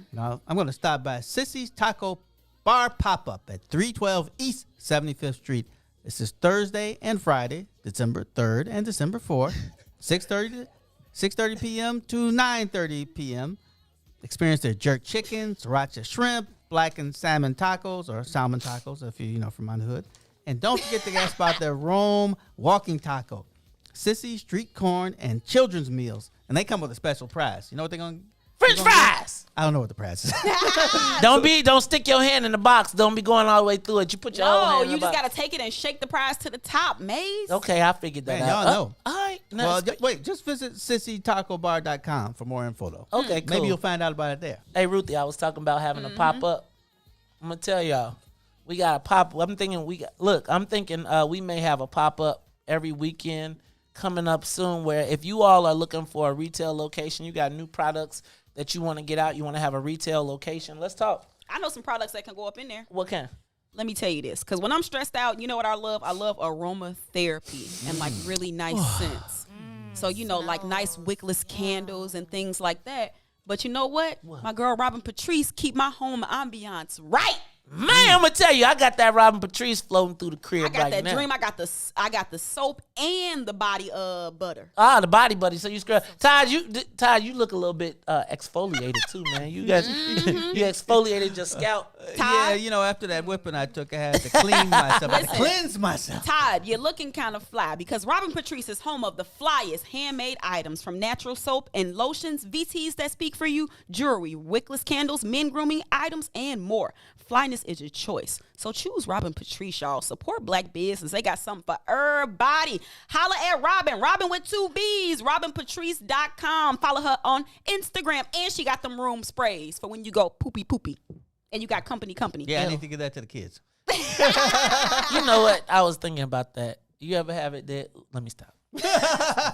I'm going to have to put them in the bath. I'm going to just have to get those in the bath. Don't you have people use up too much of your spray, though? You know what? Do what you got to do. I feel like like it's natural. I feel like you just courtesy flush. Take it in. I don't like it. I'll be like, you know how much water that is? You need one of them toilets with the 2 options on it. Is that what that's about? Yes. I didn't know what window cracked at all times. Oh, y'all do? Mm-hmm. What, in the wintertime too? We don't got no windows. Y'all waste the heat. You know what? All you have to do is close that door because we have a radiator in there. You got old school. Okay. You got a radiator. I got radiators too. Do you bleed your radiators? You have to bleed yours. If you don't bleed them, the water won't circulate correctly. You'll get an air pocket. That's obviously okay. And that's when you get that. I thought my handyman was lying. I'm gonna say, okay, Todd. Oh, he ain't lying to you. Okay. Oh, look, you thought you just trying to run the price. I gotta bleed these radiators. What you mean bleed them? And then you know what? Bleed the furthest one first from the boiler. So like upstairs, right? Because so it will travel all the way. And can you come bleed my radiators? How much you got? Is that? Yeah, I thought we was a family here. I'm gonna figure that out. Okay. Look, I was just. I got my own key. I got so many keys on my keychain now, though. I do feel like I'm gonna have to do a janitor keychain. But speaking of that, Ruthie, I do think in Todd we may need to some of our people out there that are looking for retail location. We're looking for a pop-up. Who might look for a pop-up location? We good. Is looking for a pop-up location. We're going to talk about that. So if you got something you're trying to sell, let me know. Reach out to me. Hit me in the inbox, and I'll let you know about some great opportunities we got. Hey, you know what? That's a radiator key, by the way. A radiator key. Yeah, you need a radiator key. I had a radiator in the house, in the frat house. Yeah, you probably go to the store and get one. Yeah. Yeah, you just, they probably not. Like, you don't have to get it cut or anything. All right, y'all. I was going to ask y'all, maybe we'll say this. You saw the Mike Tyson versus Roy Jones which was really not the most entertaining fight. The most entertaining fight. You know what the most entertaining thing I read was? What? I wish somebody would hug me as much as Roy Jones hugged Mike Tyson. I was a little nervous for Mike at one point, and then he came out there like I was feeling like, man, if them rounds would have been 3 minutes, I think Roy Jones would have got his block knocked off because Mike was miking. 3 minutes is a long time. I don't think Mike was trying to really knock him out though. I think the passion was coming back, like as it built up. As it was starting getting, like you started, and if it would have been a crowd there, Roy would have got knocked the heck out. You mean Mike would have said, "I didn't mean to break him." But I was just thinking like nostalgic entertainment, right? Maybe we do this a subject, but who were the greatest that you'd love to see do it again, and even if you could see them do it at this age, right? Like I'm gonna tell you. Not the Mike Tyson people I can think of. But Mike Tyson, old people are old. Remember, I learned that this weekend. Remember Cosby when they did the on the Cosby Show when he did the track race? Oh yes, a combustible. Right. But like, are there old people that you are there old rivalries that you'd love to see? The All-Star game it was way back when I think it was the early '80s. And they brought back some old All-Stars from the '70s. Mm-hmm. Ooh, they look like me. It was awful. I would love to see Mike play Isaiah right now. Right? Like, could Michael Jordan and Isaiah hit the court right now? I think Isaiah still look in shape. Yeah, I think he works out constantly. But I still think. Do you think Mike could take him still? Yeah. On a half court. You know, one-on-one is such an interesting game because all these guys are just talented. Yeah, I'm like, speaking of talent, like they shoot your eye out from like 3-point land, professional 3-point land. You know a little bit about that. Let me just say that Michael Jordan is pretty much my age, and Isaiah Thomas is older. They're going to have a hard time hitting a lot of 3-pointers. I bet you Mike will walk out on the court and be like, yeah, but 3-pointers, man, that means you got great legs. Okay. Who you think? Is there any old rivalry you'd like to see, or two people you'd like to see go at it still? You mean like? Even actually, I would like to see Jay-Z and Nas. Rehash theirs. Live though, not a versus. Ruthie, what you know about Jay-Z and Nas? You was a baby. You don't even know nothing about. And first of all, and Jay-Z won, just so we're clear. Man, you can still bump Ether. Ether's whack. Oh my god! It's like you got big lips. You got big lips. You Jay-Z. When Jay-Z would hit the baby seat. Ether or Ether? Ether.